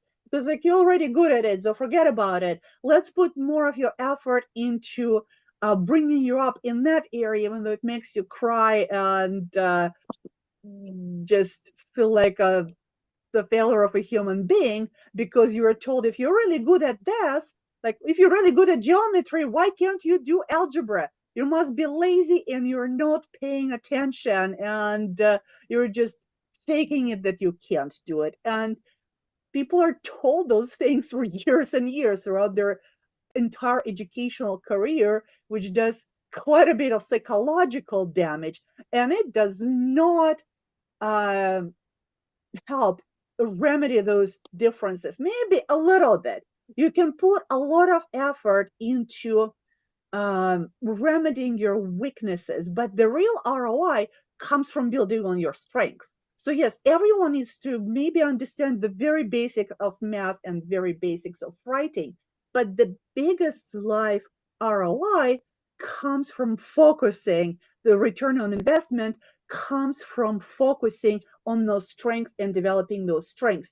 And in most traditional educational systems, we're not allowed to do that. We're held back in things where we're good at, and we're forced to spend all of our time, crying and, laying on the floor in a fetal position, trying to remedy our perceived deficiencies that just kind of end up defining our entire life, instead of saying, okay, yes, nobody's perfect. We can help you in those areas, but also let's make sure we focus on those areas where magic happens and where you really can shine. Because why do we need a society of the same people? Let's put people who are really good at whatever creativity on creative tasks, and people who are really good at visual spatial tasks to visual spatial tasks, and people who are great multitaskers who job who require multitasking, rather than trying to fit everyone in the same box. Yes, we need some exposure to all those different disciplines, but it doesn't have to be that high stakes. And I'll talk about it again as we're talking about specific school interventions. But let's stop trying to make everyone look like a neurotypical, and let's start celebrating those differences. And here is how we can, again, think about it as overall system of education, and how understanding neurodivergent minds and neurodivergent needs can actually help us improve overall system. And the title of my book is The Canary Code, and I talk about neurodivergent employees in the workplace as people who are most sensitive to toxic workplaces. The same thing happens in education. Neurodivergent people process the world more intensely. So autistic brain processes about 40% more information at rest. So it really is kind of like birds process air more intensely. Neurodivergent people, again, a lot of research specifically on autistic people, process the world, the sensory environment more intensely. So we are the first ones to be impacted by toxic environment. If the school is unnecessarily stressful, neurodivergent students are going to respond first, but then it eventually will impact everyone. If a particular model of teaching that whatever particular government requires during a period of time is really not helpful and too rigid, again, neurodivergent people are going to be first impacted by that. But all students who go through that particular school system are also going to feel the results of those less than desirable ways of teaching. And we do know that statistics are just not good. Students with learning differences, so like dyslexic students, dyscalculic students, have a much higher dropout rate as compared to all other students. Autistic children are bullied mercilessly. They say 40% are bullied every day. My gut feeling that's probably more than that, that there's a lot that's not reported because after a while you just give up and you decide that bullying is the way of life because you've never experienced anything else. And we also know that children with ADHD get bullied. They're also much more likely to develop conditions like depression. Children are also much more likely to develop depression and anxiety. And yeah, if society always tells you that you don't fit here, guess how you're going to feel about your life? And you're always bracing for assault, verbal assault or physical assault. So how you are not going to have anxiety? It's a reaction that a human brain is going to have. And if you think about neurodivergent students are maybe 20 to 25% of the population, depending on how you calculate that. But in the US, 85% of those who are suspended are neurodivergent, and 75% of those who are put in the restraint and seclusion, and restraint is like physical restraint, that is extremely hard thing to deal with. And very often, those students are neurodivergent students who need better understanding, not physical restraint.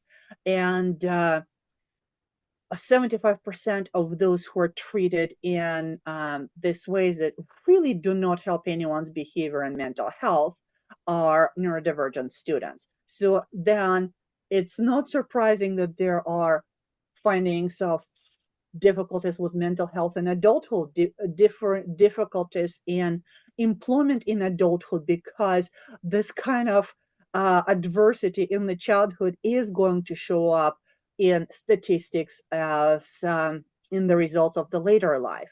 And it doesn't necessarily get much better in college. In some ways it can, because there's at least a little bit more of a choice of what you're studying and a little bit more flexibility, and you have a little bit more control over your environment. But even at the university level, this Australian study says that just the physical environment of the university campus is painful for autistic students. The harsh lighting, smells, music. For some reason, colleges decided that blaring music on campus all the time is a good thing. I have no idea why this is, but that just happens everywhere. And it's so overwhelming that autistic students who could be fully capable of doing the work are just can't handle the physical environment of the campus. And obviously, many schools for younger students are also not exactly sensory friendly environments. Even for neurodivergent teachers, they're horrible environments. So, in all those different ways, neurodivergent people really experience much more stress and much more exclusion across educational environments, from early to post-secondary. And also other people, everyone eventually is going to be impacted by that. It's just neurodivergent people feel the impact much more, just like canaries and coal mines. So we really should do better. What if we created education that is neuroaffirming and that's welcoming to all the different psychological profiles and physical needs? And sometimes people say, oh, we're going to lower standards and give everyone gold stars. I would never argue for giving everyone gold stars for showing up and so forth. We still need to challenge people, and we still need to prepare them for the future, but we're not doing a really great job at it the way we are doing it. So let's try supporting people and not giving them gold stars by stars, but creating educational environment where everyone has an opportunity for genuine success. Because we're not going to give you gold writing of a great writer, but you have an opportunity to do, music or something with creating visual models. And the more things you try, the more you have the opportunity to experience genuine success. We can also celebrate your improvement in your difficult areas. So there are many genuine ways to support people in experiencing true success. We don't need to equalize everyone. We really need to nurture each student's abilities so that we have all those different talents in our larger society that are able to develop to their maximum extent and to their maximum potential. And we do know from research that when you have learning environments that are strength-based, they are able to develop better life skills, better motivation, and they're much more likely to become lifelong learners because the interest and curiosity are not beaten out of them. And obviously, many countries have experimental or traditional educational models that have something to learn from. But I really like what Finland does because they may not necessarily call it neuroaffirming or neuroinclusive. But in fact, a lot of what they do kind of is, because they're just trying to create good education that works for people without stressing them out unnecessarily. And it's fun, it's flexible. They try to create safety for everyone rather than the high pressure environment. And they end up having very high scores as compared to other countries without stressing children to the point where they develop depression and anxiety. So I think there's a lot that we could just learn from Finnish practices for everyone that are also neuroinclusive. Now, we are very used to one size fits all education. And I think to different extent, most countries have this early 20th century influenced model of education to prepare people to work at factories, to prepare people to sit in offices, that teach people how to be compliant, how to listen to their boss, and they're very much about conformity and, in many cases, punishment. Because we want people who are obedient, follow strict rules. Behavior is not something that's, seen as a form of communication, but it's seen as if you behave in XYZ ways, including like you restrain your body from movements, okay, it's a good boy, good girl. If not, you're going to get punished, and we're going to put a label on you that might even follow you through life or become a part of your self-identification, and through that follow you through life. And standardization, everyone needs to do the same thing in the same way at the same pace, which really doesn't work for anyone because very few people are actually average. Well, actual research shows that nobody is average. We all have our little strengths and weaknesses, and just for neurodivergent people they're much more pronounced. And so let's say if everyone has to go at the same speed and learn the same thing, then we end up with people in second grade reading at the 8th grade level, but they're stuck in the second grade. And we also have the same student who actually needs extra help with math, but they may or may not get that. They might put a little bit more attention on improving those weaknesses, but not necessarily. But we are all expected to develop at the same rate, and that's just not happening. And we're not even talking about social emotional development, because many students can be several years apart in their intellectual and social emotional development, and that is completely ignored in how school is organized when it is standardized, and people are just told to stop crying, you're big boy or big girl, or boys don't cry, or whatever particular culture says.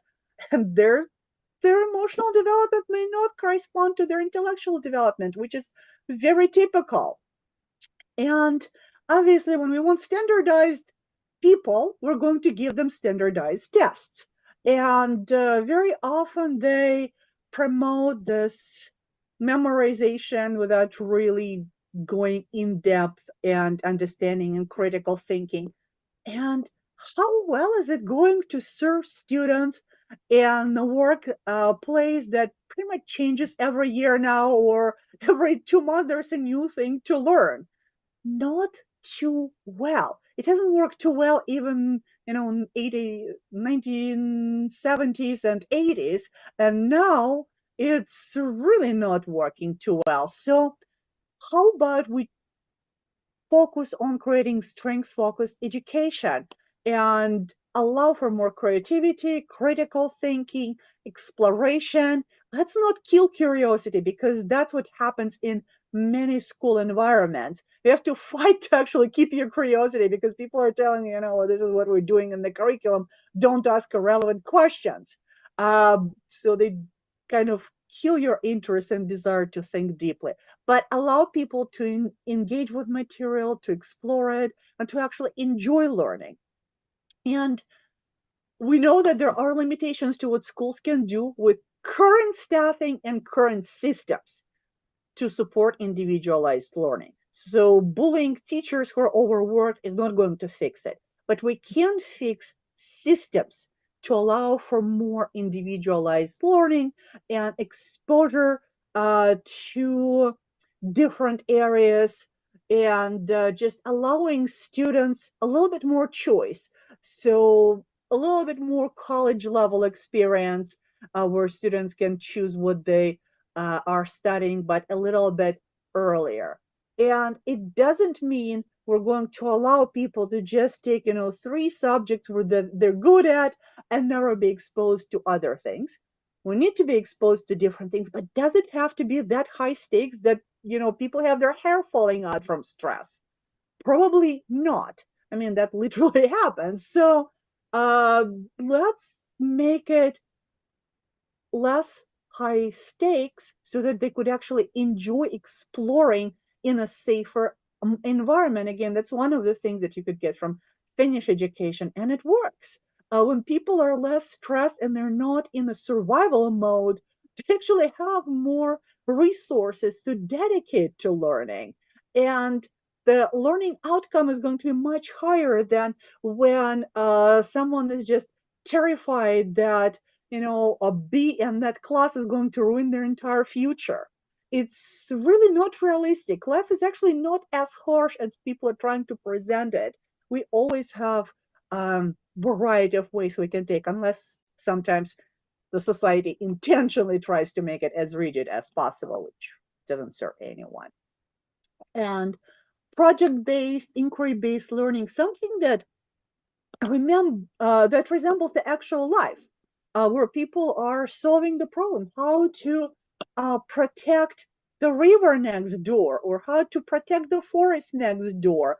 And they're going to know chemistry and biology and political science way better than someone who is just reading the textbook. So mixing in a lot of project-based and inquiry-based learning is something that is going to develop very relevant life skills along with better learning of particular topics. So a lot that we can change here if we just think through why are we doing those things, and are they really actually serving us?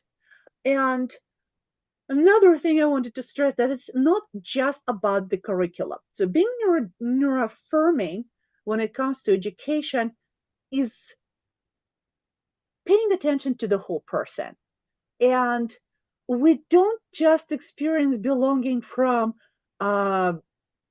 curriculum, but it's also building. So we mentioned the campus not being friendly. From social environment, how do we remove bullying and support people in developing positive relationships? So holistic approach to education is also something that is neuroaffirming and helpful. So we don't experience belonging in the same way. One person experiences belonging when they're doing, you know, horseplay in a large group, and that's what they enjoy. And other people are like, let me just talk to one person and have an in-depth conversation. And someone else is very grateful if they're just not bothered and allowed to read a book to their pleasure. So we don't all fit the same mold, but the school somehow assumes they were all going to conform to the same social and emotional and cognitive and physical standard. And we just don't. It doesn't fit when they try to fit us into that box. So if we're thinking about a whole human, we can create holistic belonging, and we can focus on all the different aspects of inclusion to make sure that we have opportunities to experience this holistic belonging. Our cultures are very rigid. If you don't want to participate in a party, then something is wrong with you. It doesn't mean we don't like people if we don't want to participate in parties. We just like people when we have one-on-one in-depth conversation. It just works better for us. So facilitate different ways of participation. And cognitively, again, we all have different ways we think, learn. So give us different ways of showing our abilities. Give us different assignments. We emotionally, please don't tell us boys don't cry, because it's not helpful to anyone, or you're too big to cry. Like, who is to dictate those things, how people are supposed to feel, or why you're so happy, why are you so judgmental? Really, let people experience their emotion. They're not hurting anyone. And then physical sensory environment, because when it's either too loud or too crowded or whatever it is that's bothering our uh, physical and sensory being, we're not going to experience belonging, and we're not going to be able to learn to the best of our extent. So we need to pay attention to all of those aspects in the workplace or at school. So at school, give people different ways of socializing, not just this big whole school assembly. Create different clubs for different kinds of interests, small gatherings, and even online communities now. And ask students how particular events should be run. And when they're very young, maybe involve their families, but even 5-year-olds can tell you what they like and what they don't like. And 15-year-olds definitely should have an input in planning social life, because otherwise their differences are going to be ignored. And flexibility, do not mark people down if they don't want to go to the full school assembly, if they have sensory sensitivities. And just allow people different ways to develop their social skills. We don't have to break everyone out of their shells. We might kind of gently allow people to work with who they are in a social way.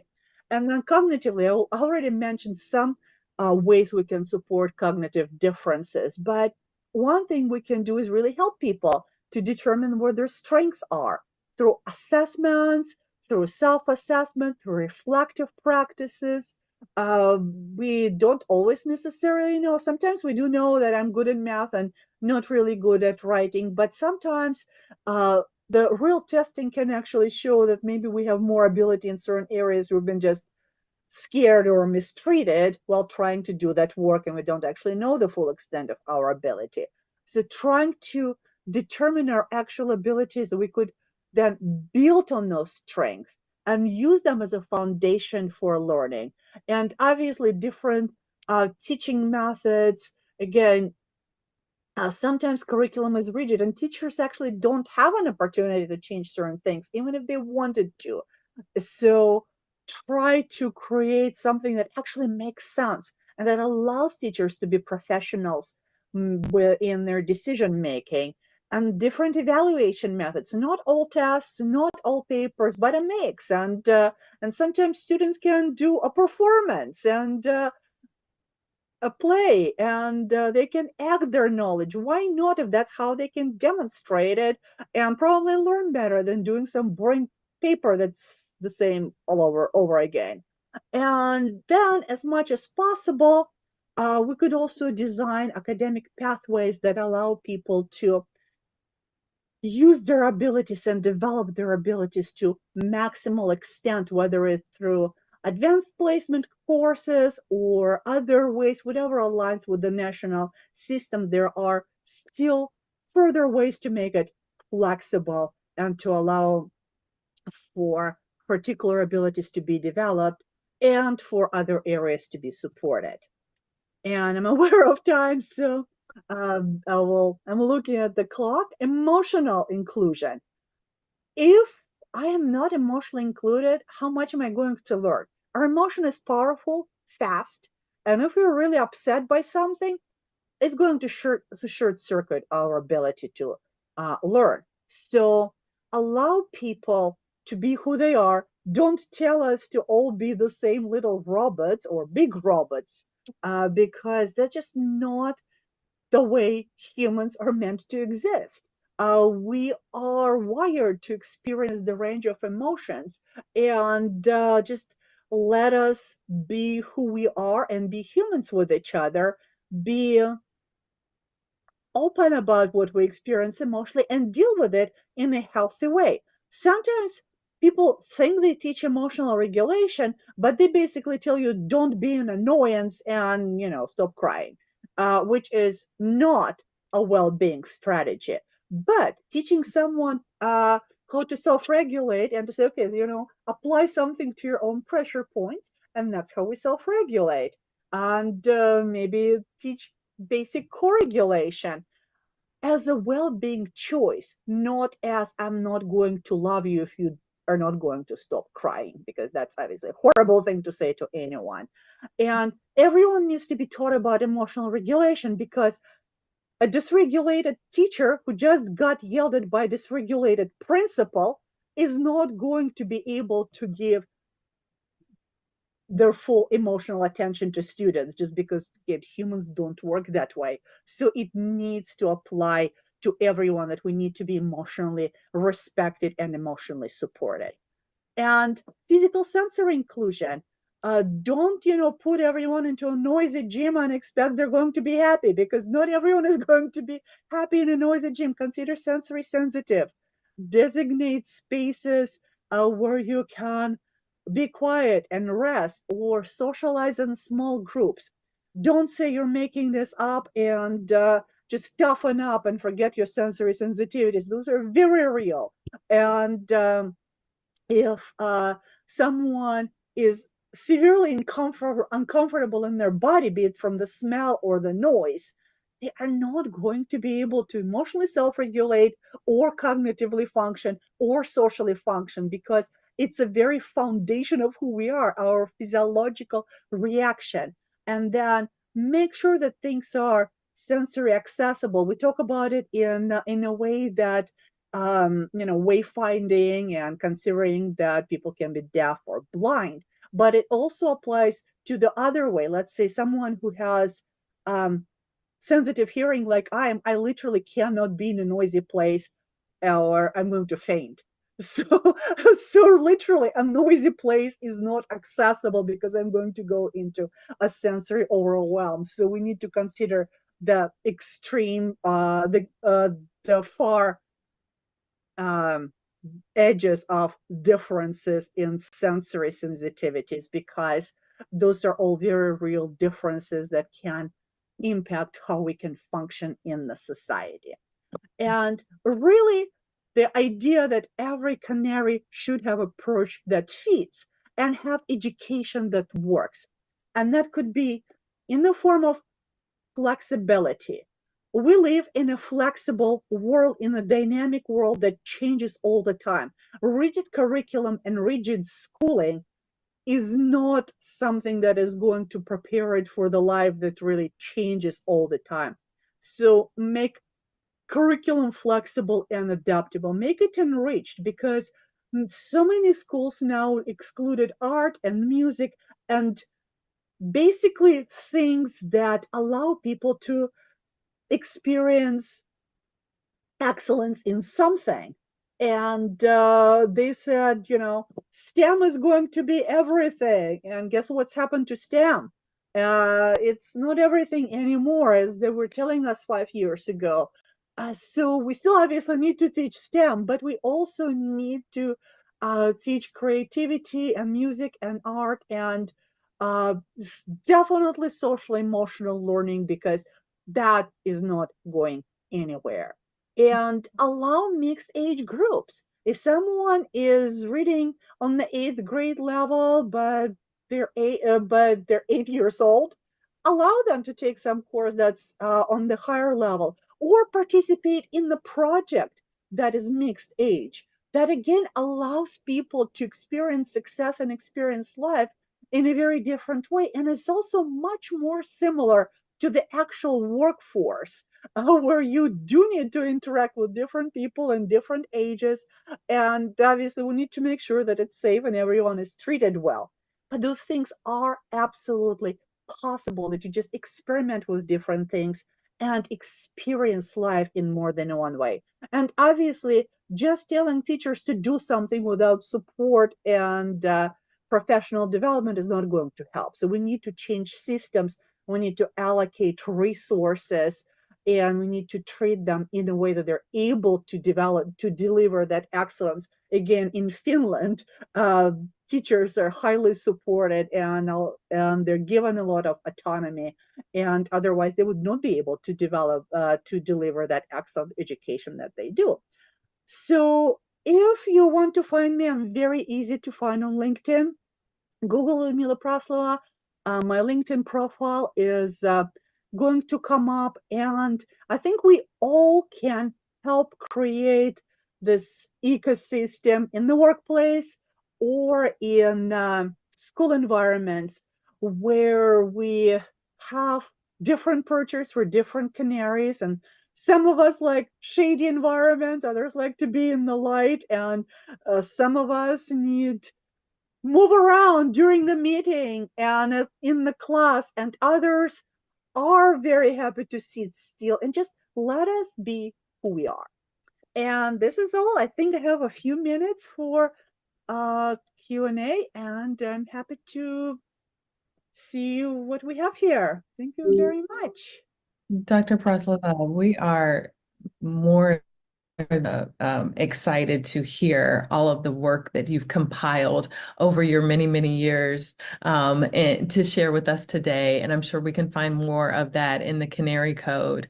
You've definitely touched on topics that are necessary for all educators to understand, no matter what position that they're in. I'm particularly interested in the social justice piece, just because that is kind of the heart of what allows us to get what we need in the education system. And so for anyone that has watched this and is involved here, please reach out to Dr. Praslova on LinkedIn. The Canary Code is a must read for anyone who has any interest in understanding of systems in regards to neurodiversity. So thank you again, Dr. Praslova. Thank you very much for your kind words, Dr. Perryman. It was my pleasure to be here. Thank you. We can't hear you, Jeremy, so sorry. There we go. Yes, I forgot to unmute. Thank you both very much. Want to thank you for the entire session was fantastic. I also want to thank Dr. Praslova for touching on concepts of belonging, which I think is a big piece of really what inclusive education should be striving to achieve at a social level.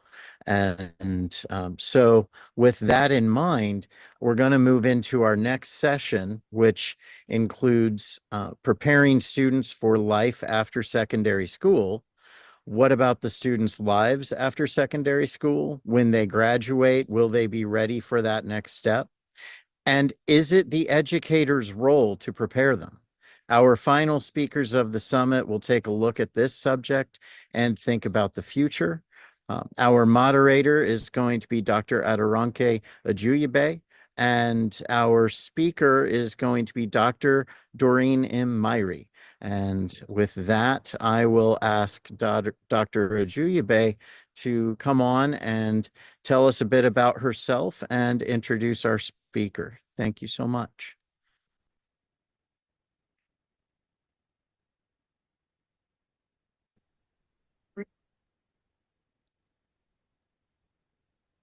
Greetings. Hi, can you hear me? Yes. Hi.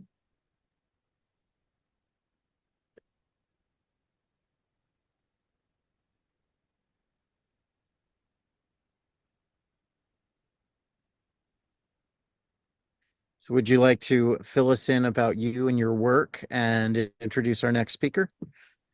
Great. Hi, Jeremy. How's everything? So, welcome everyone. I'm Dr. Aderonke Adejuyibe from Southern California. I'm a tired advocate for my sister who has developmental disabilities. I have over 30 years of experience in social work and human services, and specializing in intellectual and developmental disabilities, Medicaid waiver programs, disability support, and services coordination. I am also very much passionate about spreading awareness about inclusion, self-determination, and person-centered practices. So for some fun things that I enjoy doing is actually reading, traveling, engaging in philanthropic activities, and professional networking. I'm excited to moderate this session because this session is going to focus on how we can prepare students for life after secondary education. Today, we're joined by two outstanding panelists who bring unique insights on how they can, we can better equip students for future undertaking after secondary education. Together, we will explore how educators, schools, and communities at large can help students transition successfully to life beyond secondary education. You guys ready? Yes. Yeah, so our first panelist is Daniel Roeder. He is the Chief Academic Officer for David Z Foundation, an education specialist and advocate for mental health and universal design for learning to meet the needs of all learners. He is also a music composer and performer who is passionate about helping students to learn through music. Welcome, Daniel. And our second panelist is Dr. Doreen Myrie. I hope I pronounced your name correctly. And if I did not, I'm sorry, Dr. Doreen. She is an author of a book titled Sundiata, the Self-Determined King. Dr. Myrie is an expert in self-determination practices, and she's also a passionate advocate for culturally responsive learning and social emotional learning. She serves as an assistant professor of special education at Jackson State University, bringing extensive experience from her work in K-12 education. Dr. Myrie is deeply committed to advancing educational practices that support students with disabilities. Welcome, welcome. So our wonderful panelists, they have a presentation first, and after that presentation, then we will go straight to questions. Are you ready? Let's go. Very excited. So I just want to make sure you guys can see the presentation on your screen, right? You can see it? Okay, perfect. Yeah, because great, awesome. So I just want to, we're going to start a little different because this is the end of a really long summit. And I think we can give ourselves kind of a pat on the back for a big global discussion. We're going to have some engagement from the audience here. And we're going to do this in a very special way. This is through Nearpod. If you want to join us here, you can. If you don't want to, that's fine too, because I'm going to show the whole presentation on the screen. But there is a way for you, speaking of inclusion, to join us here on Nearpod. So you can go to I'll type it in with you, join.nearpod.org. www.nearpod.com, and then it'll take you to a page that looks just like this. And you're going to put in the code if you want to join. If you don't, you can just watch the presentation.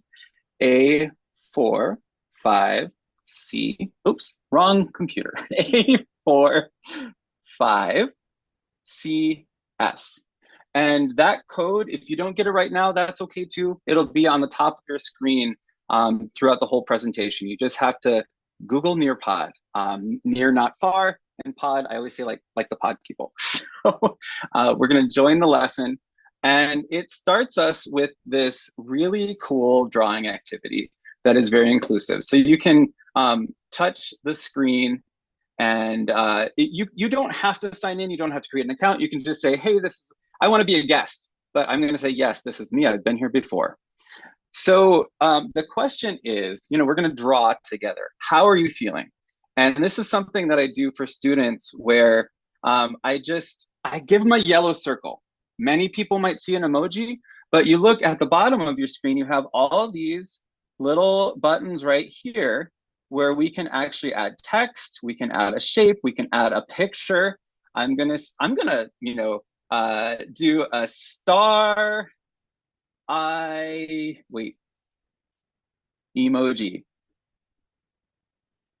And I like to do this. Ooh, there's one that's a cyclops. That's cool. So I'm going to pick that one. That's how I'm going to fill my circle.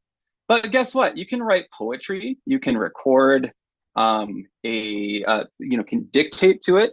However, your assistive technology that we talked about earlier, it can interface right here, which is really cool. And so you can do this in this. There's a lot of different apps like this. This one is particularly, I like it because it's free. There's a free version of some of the best tools, but you can also do it with Post-its. You can say, how are you feeling? Draw a picture. Or how are you feeling? However that assistive technology is able to interface with the class, this is a perfect moment to just get a snapshot of how the whole class is feeling. And then you just hit submit at the end. And at the end of this presentation, if we have time, I'm really curious to see what this looks like. We'll get to see these all together. And so this is how I want to start this presentation, that we need to see the humans in the room. And that came up when I was talking with Dr. Stephen, and it was so incredible how much synergy there is with his presentation, and this presentation where we're looking at post-secondary plans. I mean, what does life after K-12 look like? What does transition look like? So this post-secondary preparation, here we are. And sorry, I'm gonna go back. I hopefully didn't, I forgot to put it in student pace mode, which means if you want to still draw your picture, you can do that. So I just want to honor that it takes a different amount of time for other folks to do things, so I can move on in the presentation, and I'm going to just move on my screen. You will see, if you're in the Nearpod, you can see these different arrows. We can go back or forward. You can navigate it at your own pace. So we're talking about this post-secondary preparation and taking a global perspective. There's a couple of reasons for this. Number one, thinking globally as we have a worldwide workplace. And number two, thinking globally, we have a whole student in front of us that they are a whole person that we need to honor, every single whole person that comes into our classroom as teachers. My background is in teaching special education, but now I work for the David Z Foundation, and I get to work in classrooms all over the world, and I get to see how this plays out in embracing the whole child. And so that's why we're having this global conversation. And so when I was talking with Dr. Myrie about how are we going to frame this? There's so many pitfalls and rabbit holes we can go into, where we're getting into the minutia of legislation, of conservatorships, of programs, of these very specific things. But when we think globally as a planet and as a child at the same time, we can really answer 6 different questions that we're going to be talking about. But and that's I'll give you a preview: who, what, when, where, why, and how. So within those 6 questions, there's this movement that we have a student that comes to us, maybe at wherever we're meeting them in their educational career. There's a lot of this I do. That as a teacher, we're modeling, we're showing, we're building a classroom, we're building an environment. And so that there's that I do, like that modeling that teachers do, mixed with this aspiration of a child that comes in with curiosity and wonder and the yearning to be learning, right? Every student comes to school on their first days like that, because it's a new place. Just thinking neuroscientifically, anytime you enter a new place, curiosity is the first thing that goes off in our brain. So that leads to our aspirations. We have these aspirations that come at the same time we are meeting these students. And then the first challenge to those aspirations sometimes, or the first way we can really make a system work flawlessly and fluidly, is looking at access. So we have aspiration that can be mitigated sometimes by access. Is that aspiration going to be something that a student can achieve? And then that's once we get to this this agency, that's how we want to send them out the door of school into their life, with this gradual release of responsibility. I do, we do, together we're learning, you do. That's just kind of looking at where Bloom and Maslow meet.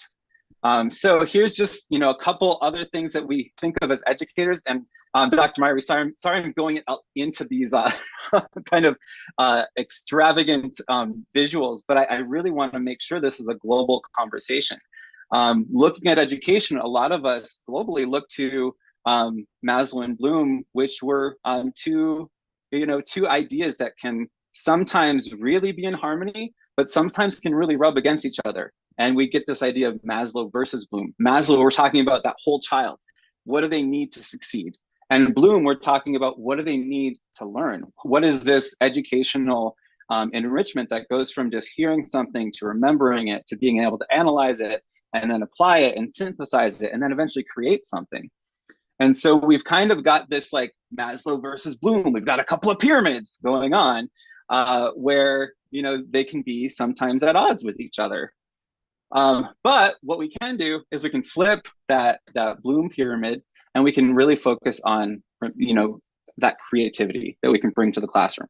We can focus on allowing for that aspiration the student came in with to be the thing we spend the most time with, because then we can tell if they can remember something, if they can understand it, if they can apply it, analyze, evaluate, but then create something. Creation takes agency, and that's the you do that they're going to have as they go into post-secondary life. So if we can really focus in on these the physiological needs, that's the base of Maslow's pyramid. I'm creating a safe environment for you to learn and thrive and succeed.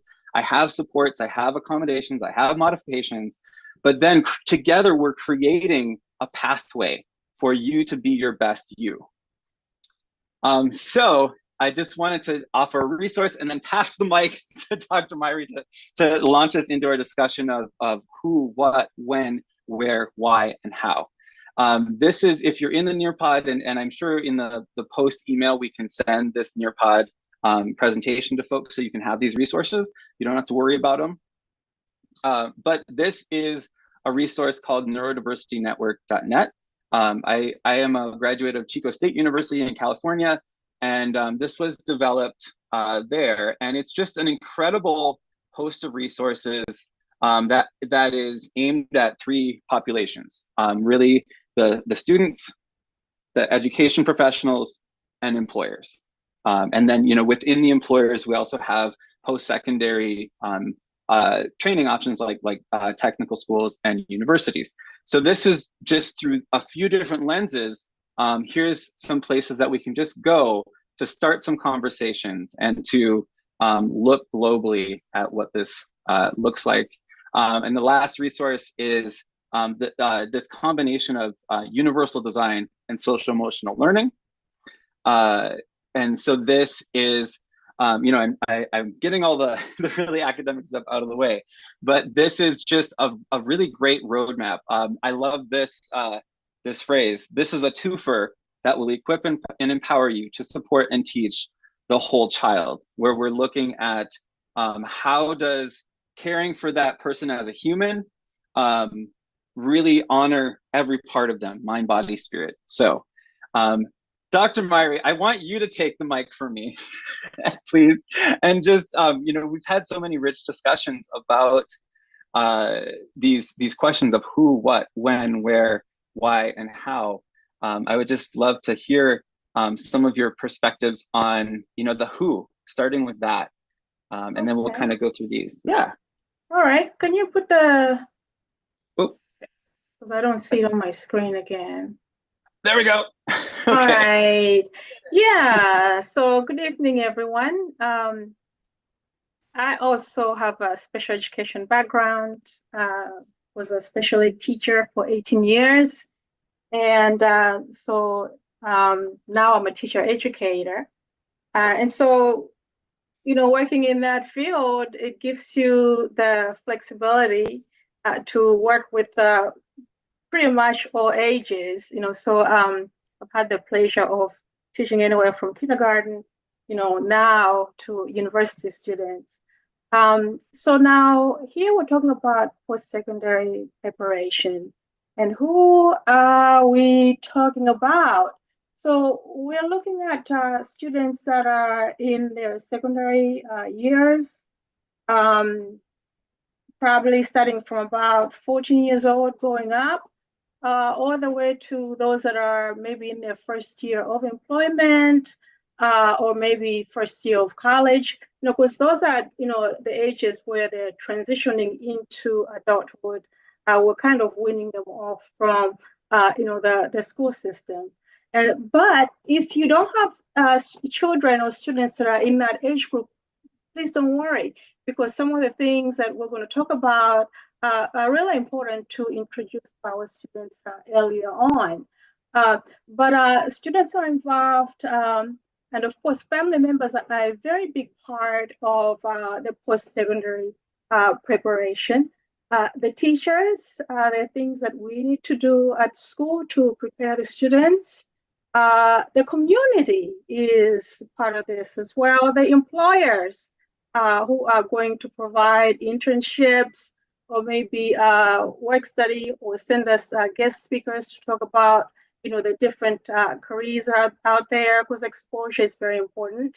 And also, you know, community members who else in the community might have supports that our students, you know, can benefit from. So you can see that, you know, there are different layers that are involved to support the student. They're in the middle, but, you know, we have the school community, and then of course we have the outside community, and of course we have, you know, the family there as well. Danny, did you want to add something? Looks like you're going to add something. Yeah, no, I was just kind of reverberating on what you're saying, that, you know, there is this whole host of people around a child as they go through their education. But really, you know, they're the first on the list. It's that student, and it's going to look different for everybody. So we can't, as teachers, have a one-size-fits-all plan, of course, you know, and that is just something that we have to remember. We don't have to take everything on ourselves as teachers. And the same thing as parents, the same things as employers. One of the most difficult things is to trust that, you know, somebody can kind of take that torch, and somebody can really, you know, step in fully into a role. But if we don't give somebody a chance, then it's not gonna happen, you know? So the most important person to pass that torch to is gonna be the student, and allowing that AAA of their aspirations. You know, that's kind of what's driving this post-secondary plan. And then their access, this is where, you know, the access, we can really look to other community members, and then the agency is going to be them stepping into the world and being an active part of that community. So back to you, Dr. Myrie. Yes. Okay. So what are we going to do as part of the preparation? We definitely want to give them the skills to be able, once they leave us the school, the school system, to be able to feel comfortable in an inclusive work environment, or inclusive. If they're in a college setting, that might look bigger than where they have been in the previous years of school. So we want to, do they have the communication skills? Do they have the social skills? Do they have the self-determination skills to be able to advocate for themselves? So this is where the school comes in. There are things that a teacher should do to be able to prepare the student to be ready to interact with employers, or go on to accommodate it, ask for the accommodations or in the university setting, because all of those things, if they know how to access the services that they need, if they know how to advocate themselves, for their accommodations or modifications, that might support their academics as well. Do they know what their strengths are? Do they know what their needs are? So self-awareness is very important. Do they know how to regulate their emotions?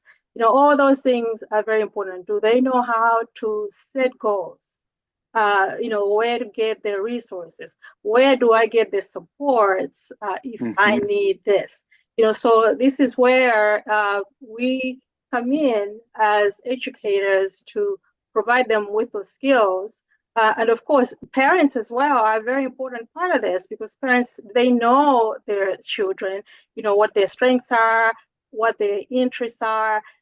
It's a career that, it might interest my child because I know that, they like to do these particular activities.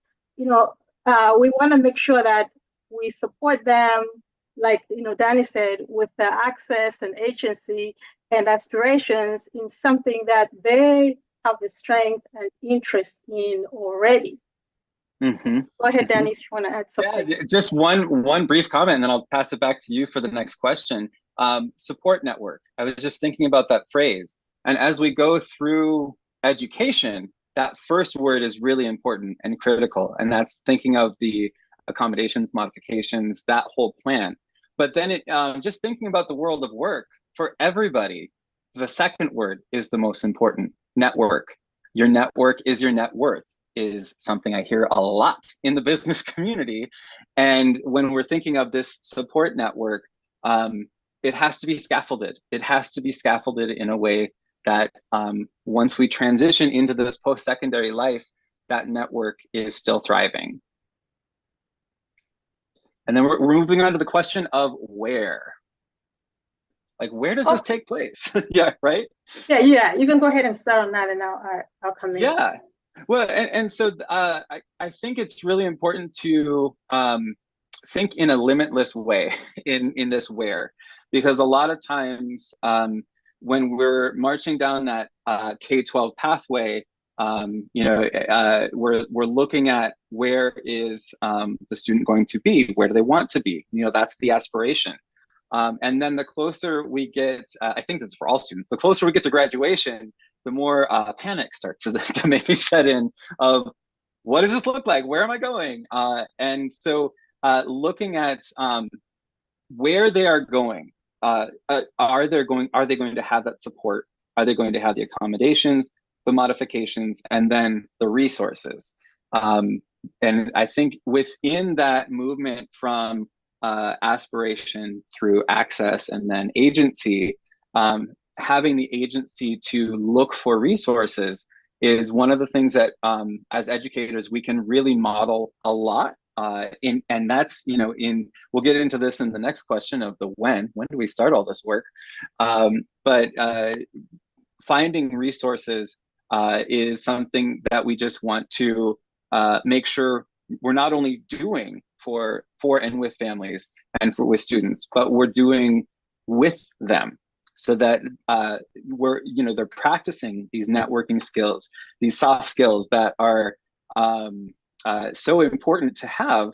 And as the 21st century workforce is getting a lot more complicated and complex, as our digital natives are aging up to the workforce, it is even more critical to have these modeling of how do we talk to people in certain situations?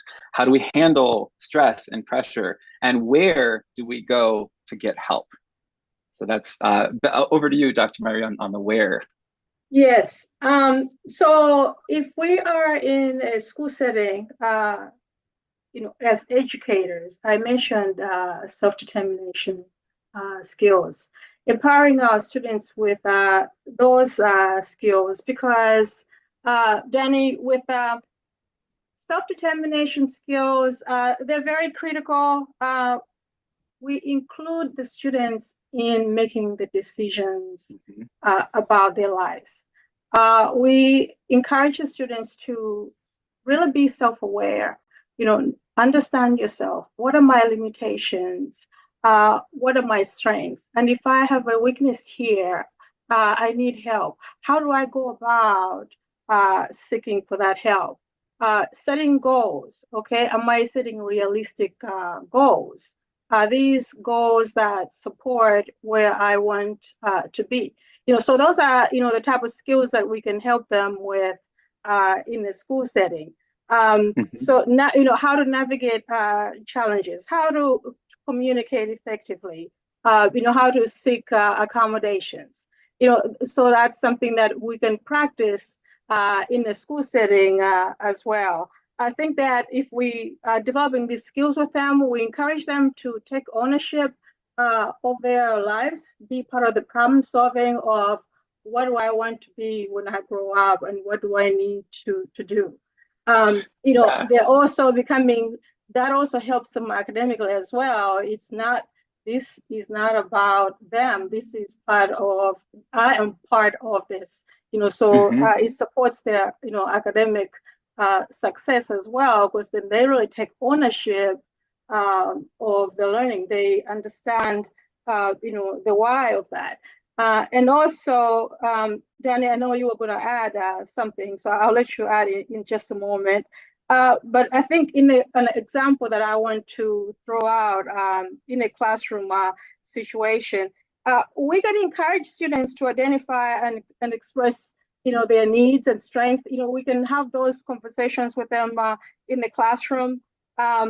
Just encourage them to make decisions, take chances.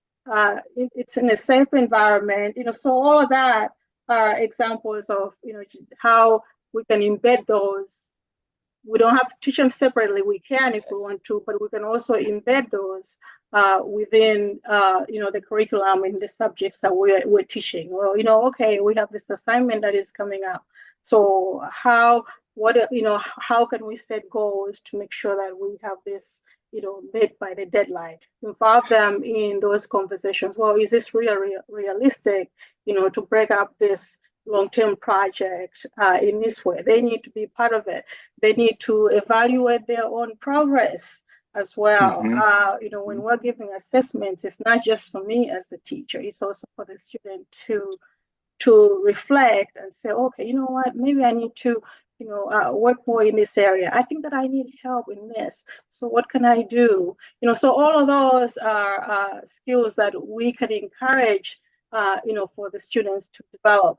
And that's why I said that some of these things, even though we're talking about post-secondary, we can start infusing a lot of these skills as early as possible. Yeah, go ahead. No, that just gave me goosebumps. Actually, I've never heard it articulated like that before. Like the part of where, just knowing that the baseline is you're in a safe environment, you're in a safe place, and that I always go to neuroscience, but that's that kind of level one binary code going off in our brains. Am I safe? Yes. Am I safe? Yes. Am I safe? Yes. Am I safe? No. What changed? Like it's orienting ourselves to that environment. But if we can get this practice of I am in a safe place and here is why, and I love that thought. And you're absolutely right. That was a great segue into the next one, which is when do we start this work? And you mentioned that we start early. I just, to that, I wanted to add, we have to revise it regularly, that plan, because, if we were to add that question of not only what do you want to be where you grow up, but where do you want to be, that will change over time. And so we just need to make room for that as an educational team surrounding this student. So back over to you, Dr. Myrie, on the when. Yes, basically, I'm just going to reinforce what you had mentioned. We don't have to wait until students are in high school with the preparation. We can start as early as possible, giving them the agency to be part of the decision making as well. So as early as possible, we can start developing those self-determination skills. And I like how you said, encouraging kids in a safe environment. And so, that's something I wanted to talk about. That's one of the reasons why I really support social emotional learning. Because I really think that if we have that social emotional learning kind of environment, that is where students feel safe to take chances. So we are promoting students to self-regulate, to be resilient, to have empathy, develop interpersonal skills, and all those skills, are crucial as students face, challenges in diverse environments outside of, the school or their parents' home, when they're out there in the community, when they go into work. Those skills are important, but if we've been working with those students in those kinds of environments for promoting, those types of, learning, social emotional learning, we are helping the students manage emotions. Are they going to need that when they're adults? Yes, they're going to. How to respond to stress constructively. It'll help to build resilience needed to adapt and to thrive, and how to communicate effectively, how to form positive relationships, engaging meaningfully with peers and instructors, mentors in post-secondary settings. What does that look like? So these are things that we can help the students develop. And you can see how even parents at home, can do, the same as well. Just encouraging the students to, build those skills, how to collaborate, how to communicate, how to ask for help, how to deal with stress. All of those things are not things that, can only be done at school. They can also be, of course, be reinforced at home as well. All right, go ahead. Yeah, absolutely. It's just, you so beautifully went right into the why. Why are we talking about this? Why are we doing this? And the biggest why is really the quality of life that we can all have. And we want the best possible chances, and well, not chances, the best possible opportunities for our students, for our children, for the makers of our new workforce, for the creators of our new communities. It's so important to invest. That's our why.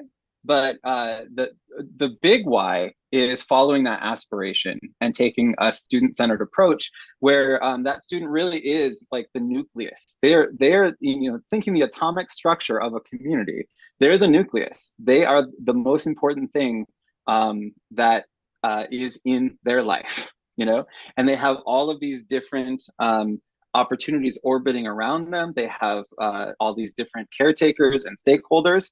And if you just go out even another step, every single person in this community has all of these orbits. So we have a lot of these systems that kind of go in and out of each other.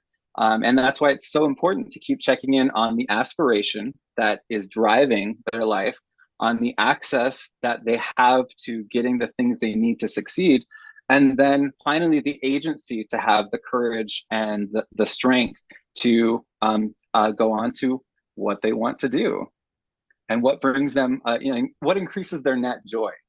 And so there's a lot of hows, and that's where we're actually going to turn to this discussion. In talking about these hows, how do we make this reality? How do we make this a dream come true? Of course, there's legal considerations. There can be legislation, but in the highest form of inclusion, it's really going to take those bottom two: conversation and collaboration. So it really is so important that we're having this discussion. And what an honor for us to be, kind of tapering off this first discussion in this format, this conversation.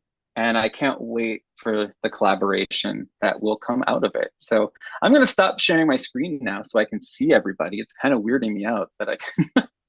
Oh no, how do I even do that? I'll figure this out. But if we can, oh, there we go. Stop share. Okay, I'm back. Now I can see everybody. All right. Can you hear me? Yes, I can hear you. We can see you. Let's chat. Let's chat. Right? Yeah, thank you so much for your presentation. And we got to learn a few things, and I took down some notes.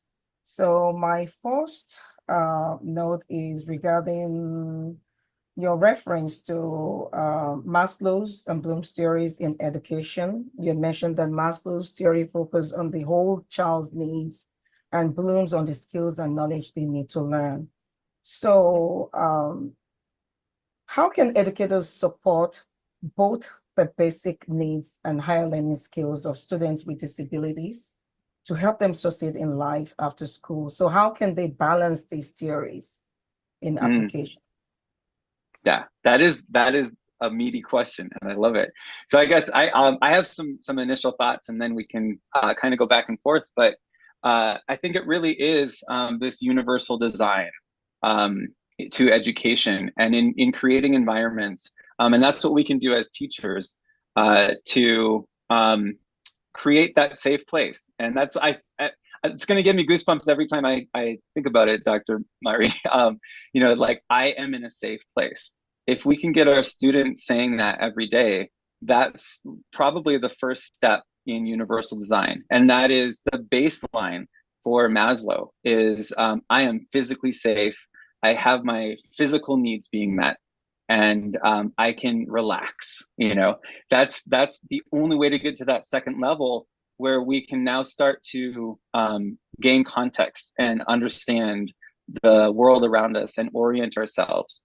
So that's very much that level one. Level two is orientation to it. And that's where Bloom's really comes in, and understanding. Can I understand this? That's a baseline. Do I have access to it? First of all, then do I understand it? And I think they work together hand in hand, in tandem from there. If we create a safe space and we give students information that they can start to understand and then to analyze. And I think in today's classrooms, we really need to focus on, when you see information, what are some steps you can take to just say, like, I can't remember off the top of my head, but Rotary has a really good approach to that. And I would love to hear what that is, but it's like, is it helpful? Is it true? Those lines, you being able to question that and then create something. So I'll yield the mic there. But Dr. Myrie, I'm curious what are your thoughts? Well, you made a really good point, that the safety, having the classroom, feeling that you are safe in your environment, you can take risks, that's very important. But I also love what you mentioned about giving students the skills to discern what they need, what knowledge they need. Now, this generation, the young students, there's just so much information, out there. And so Danny, you say, is it helpful? Is it needed? So giving kids that skill that, what is it that I need to focus on that is going to support me, that is going to help me, with my learning or with achieving, this particular goal.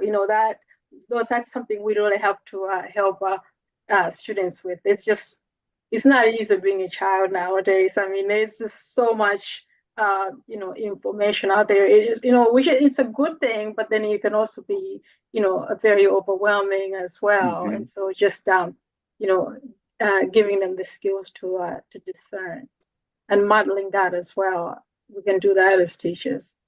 Thank you so much. I appreciate that response.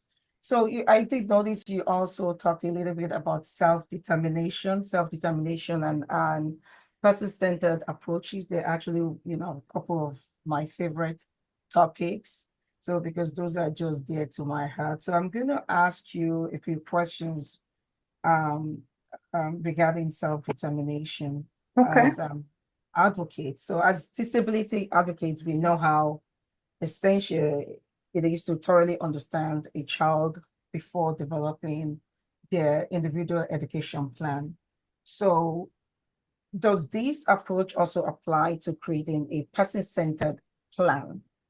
And could you provide a brief comparison or an example, a practical example between an individual education plan and a person-centered plan for students with disabilities who are planning to maybe the part of their aspiration is to maybe, it's possible become a doctor or lawyer or even hone their business? They actually go together. In my opinion, of course, when we're talking about the IEP, we're talking about when they are in school with us, right? When they're in, the K through 12 school, that is those are the years when they're getting the individualized education plan, just in case some, I guess, might not be familiar with that acronym. So with that, we're looking at, the goals on the IEP. There could be academic goals, there could be behavior goals, there could be speech goals, depending on the child's disability. Now, when that child is in high school, starting at the age of 14, then we add on more. We have the transition, goals, the transition IEP to go with that as well. But when we're talking about the person-centered approach, as that is more towards the career part. What is it that I want to do?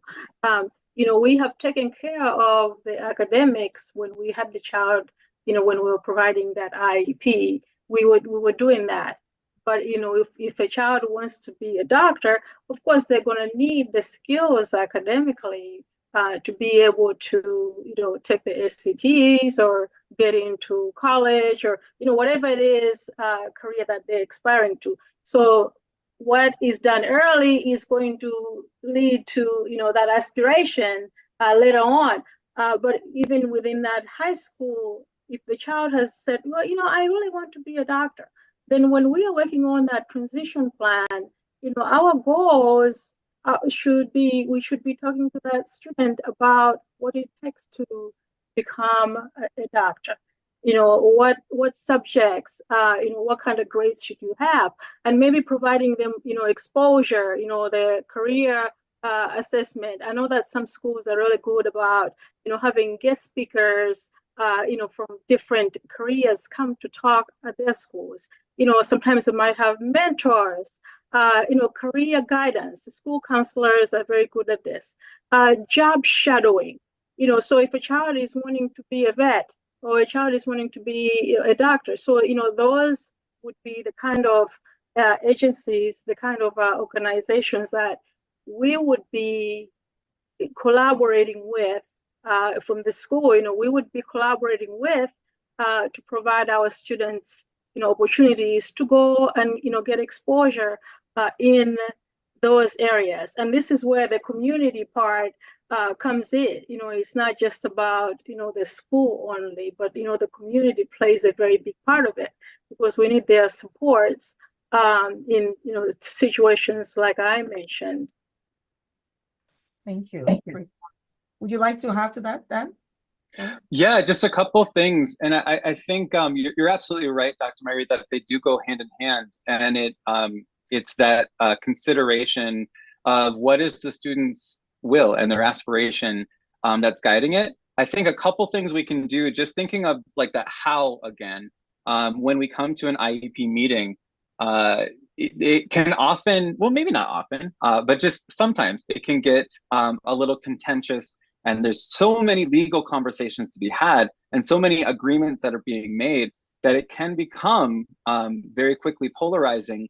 And we kind of lose sense of the possibilities in alignment with the aspiration, And I think, this just something that popped in my head. If we mix it in with this, the student saying, I'm in a safe place, whatever, and just we make that assumption that, hey, this is possible. Let's work at it. We're gonna have to have resilience. We're gonna have to, know you're in a safe place, know you belong, but it might get a little hard sometimes. And I think when we attend to those pieces all together as a team, and we turn this IEP meeting and these plans, and we turn the documents into a celebration of their strengths over, here's some agreement after agreement after agreement, and then we start, looking at the minutia of things. And I guess additionally is in data tracking. I love data. That's one of the things I love best about being a special education teacher, is the ways that we can take in and represent data in meaningful ways. And when we give that data to the student, that is eye-opening. When we don't have just, take it upon ourselves to manage all this data, but instead we partner with the students and their whole IEP team to, collaborate on collecting data, on analyzing it, on then aligning that with what those aspirations are.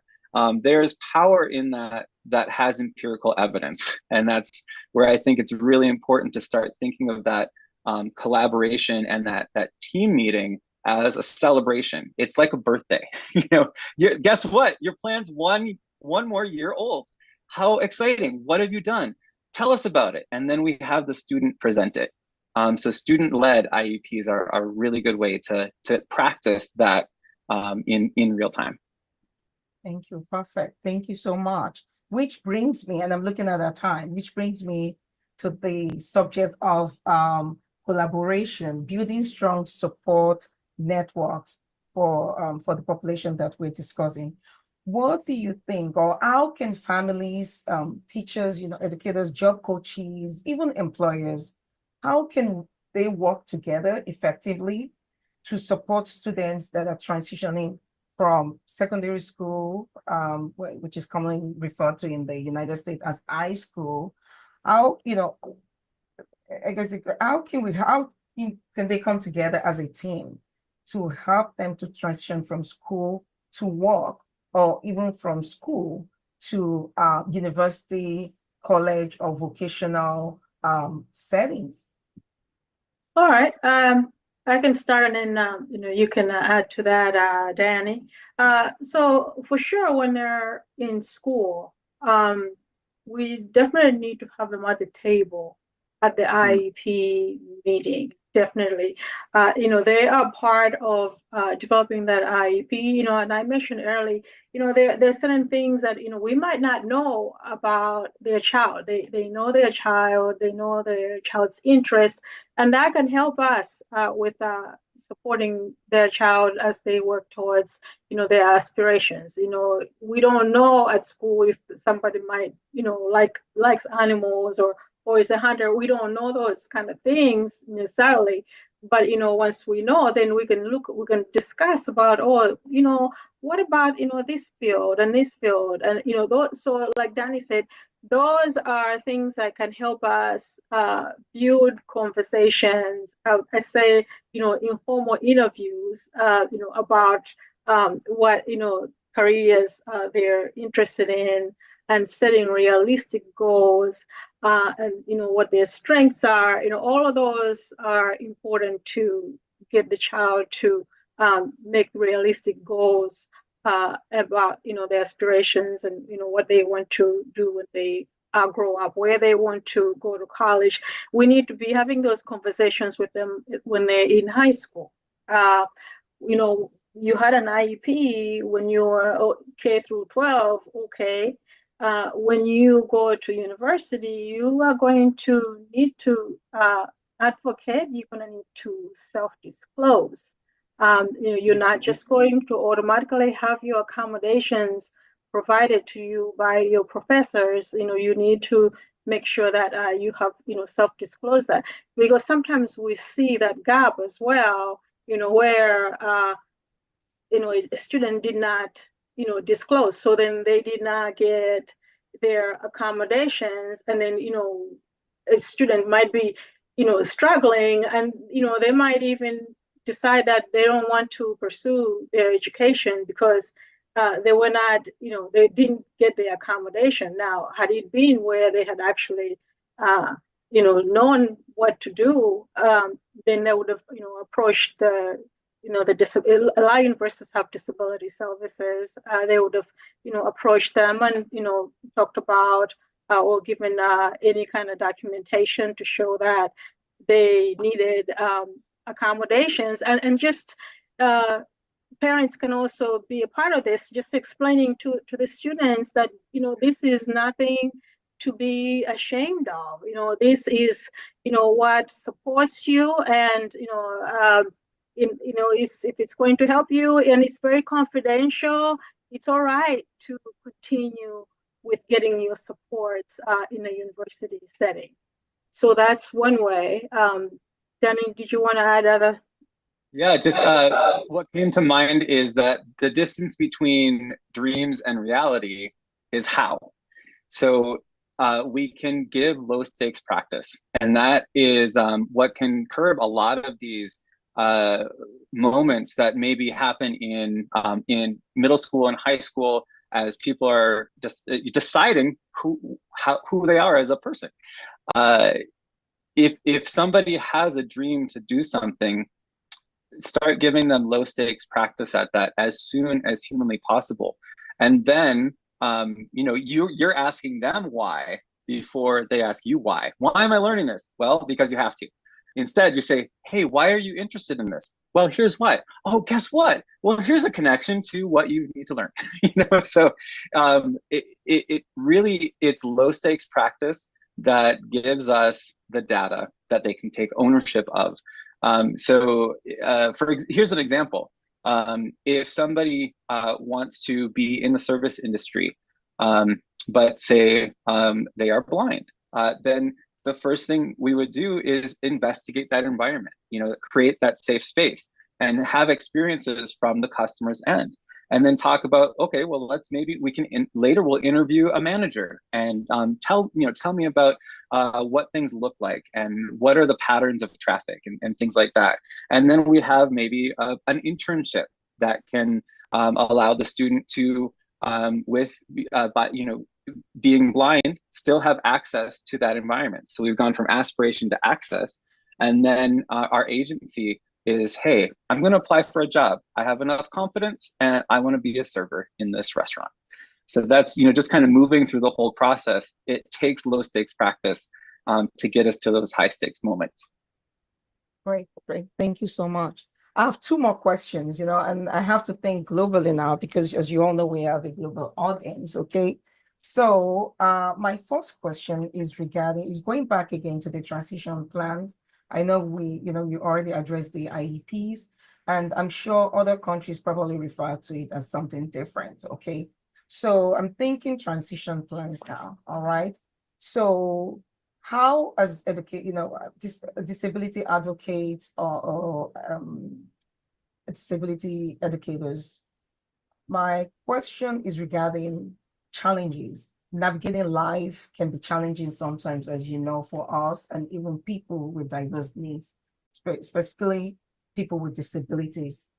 So as such with this thought, how can global educators and advocates assist students with disabilities in navigating the challenges of transitioning into adulthood and planning for life post-secondary education? Because as you all know, the moment you hit that number 18, you're an adult now. So how can we help them to navigate those challenges? How can educators help them or disability advocates? All right.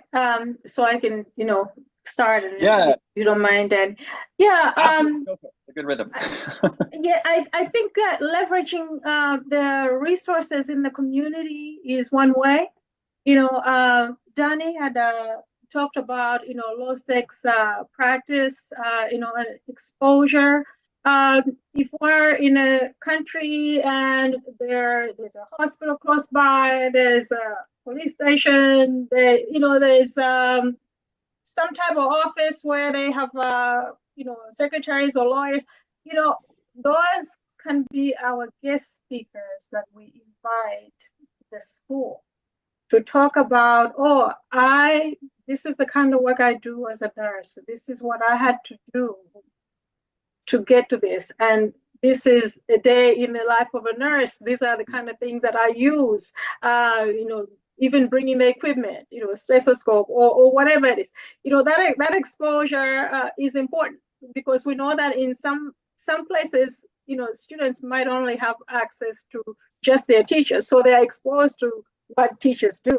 But we know that we need to have as much exposure for them as possible. So looking into the community and see what resources are in the area. Mm-hmm. If there's a hospital, they can, we can ask them to come to the school, like I said, and, and talk about that. That is an opportunity for students to ask questions and learn about, that field, job shadowing. They can do that as well. We can also, practicing, we can do mock interviews as well. Those are some of the things that we can do at the school. How to fill out an application. If I need help, how do I access help? What are my strengths? What are my weaknesses? What kind of careers seem to kind of match up with what I am really good at? And where do I find information for that? Is it in the library? Do I need to go on the computer? Those are some of the things that we can do within the resources that we have. And of course, each country varies with what they have. But those things can be done. But on a school level, I think that teachers can foster self-determination skills. And I'm going to keep on, going, to this because I really think that that's important. These are skills that are transferable. They can support children how to set goals, how to make choices, how problem-solving, skills, how to communicate, how to advocate, and embed those skills in the lessons as well. Those things are going to help children develop independence and know how they need to, approach, people, approach organizations, if they need help with getting employment or if they need to learn more about that field, how to network. So those are some of the things that we can do. And of course, supporting them academically because academic skills are going to help with the different jobs that they're going to. So supporting them academically, but also embedding the skills that I had talked about as well.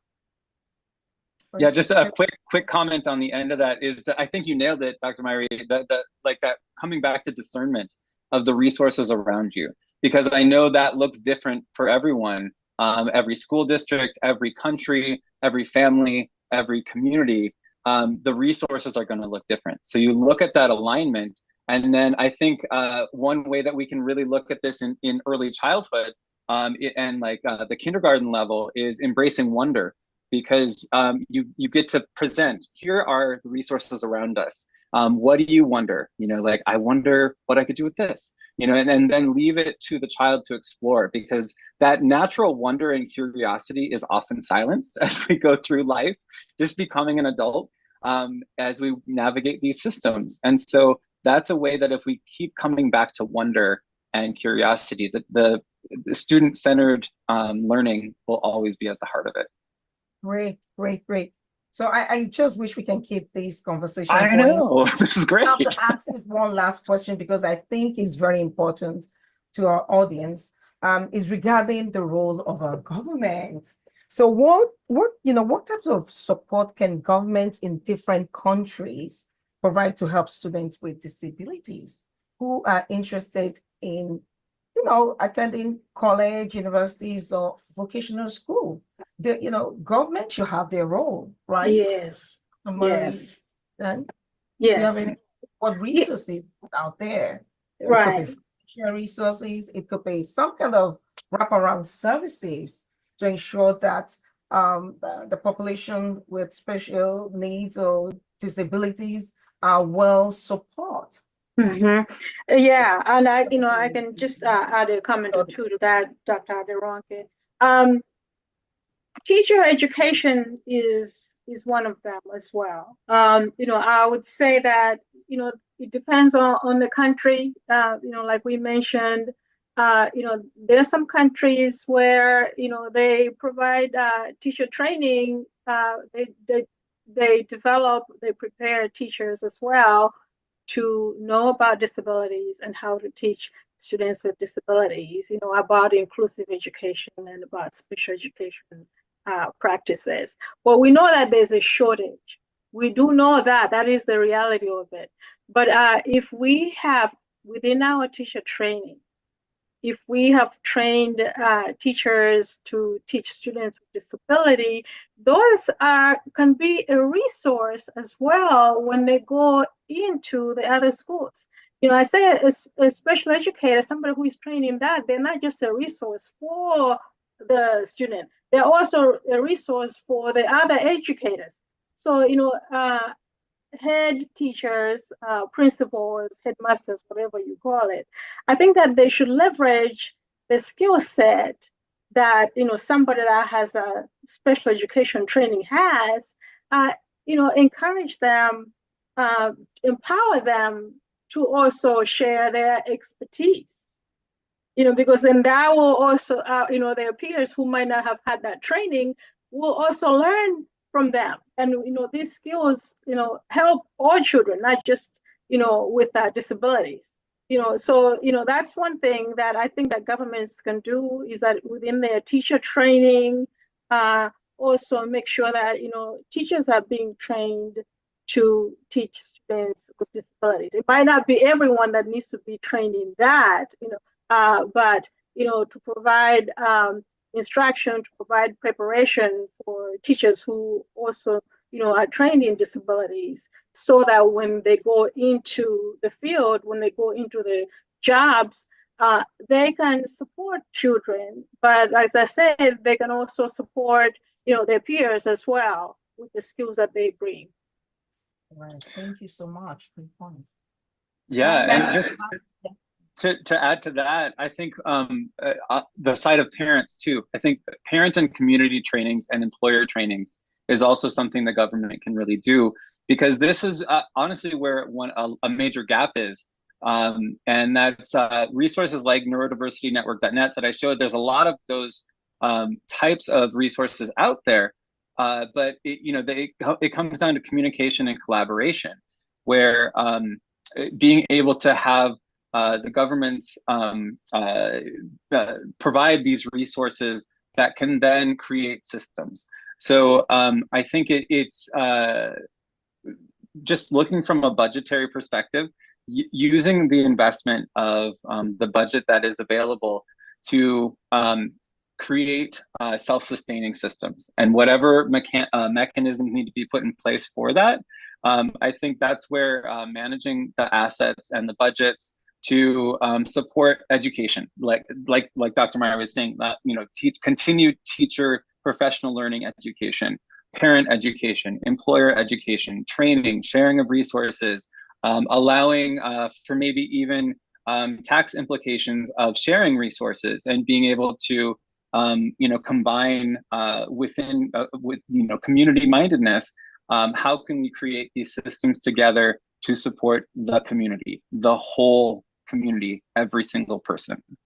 Great, great, great. Thank you so much. We can keep going if they give us 24 Yeah, I've got hours. another 4 hours.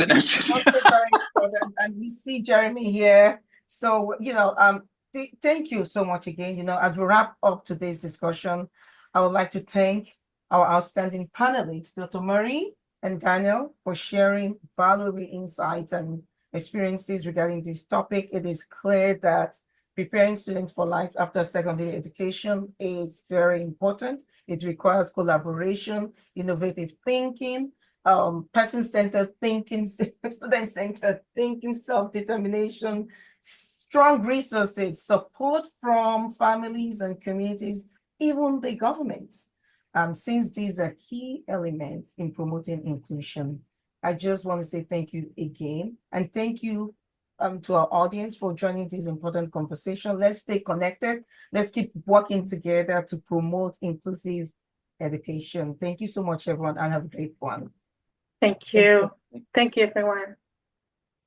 Thank you all. That was fantastic. I do want to acknowledge we did get permission to go a little bit long because that was so insightful and absolutely was something that we needed to hear. And thank you so much for having that conversation and taking it to that point. I think I want to acknowledge also that part of what was brought up in that is that inclusive education doesn't end with what we look at as the traditional K through 12 and into college or whatever it may be. Inclusive education continues into the workforce, into the communities and the corporations. And it is that concept of us reaching a state where everybody has that sense of belonging that led to this. 2 years ago, our club had a conversation, and I want to acknowledge that what came out of that conversation was today. And this was absolutely beautiful. I want to thank Ken Mason for his leadership. I want to thank the entire committee that made this happen and all of the people who contributed throughout the entire day. I want to thank Jeremy Opperman, my name brother from South Africa, for facilitating the earlier session, the previous 4 hours. This has been phenomenal. It's been amazing to be a part of it. And it is, again, a start. It's not the finish line. It is the beginning of us taking what we have learned through years and years across the globe as a culture of people with disabilities and coming together globally to say these are our human rights and we need to be a part of this. And this is how we do it, by making certain that every generation moving forward all around the globe understands the concept of being inclusive and that sense of belonging that comes through this. So thank you all so very much. Some final little comments. Along with that, I hope everybody watching this got a lot out of this summit. I did. Dan, do we have a count at this point? I know at one point we had over 70 on the streaming. Right now, online, on streaming, we have 97 people. That is amazing. That's 97 people all around the world. And again, this came from a conversation from 2 years ago, but really, this came from one man asking a question over LinkedIn 3-4 years ago about how to be more inclusive as a Rotary Club. And through that, hundreds of people from all around the world came together to start talking about not only what the conditions of living life as a person with a disability is in different parts of the world, but how we can start to improve that for everyone and enhance that at a social level. And this is where we've gone. It's absolutely amazing. This brings us to the end of today's summit. Please remember that all events have been recorded and will be available on our YouTube channel and the summit website in the weeks following this summit, and that is inclusiveeducationsummit.org.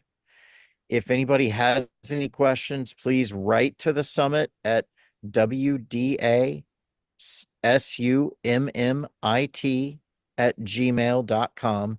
That's wdasummit@gmail.com. Thank you again. Please join us for our next event. This has been phenomenal. Thank you all so much.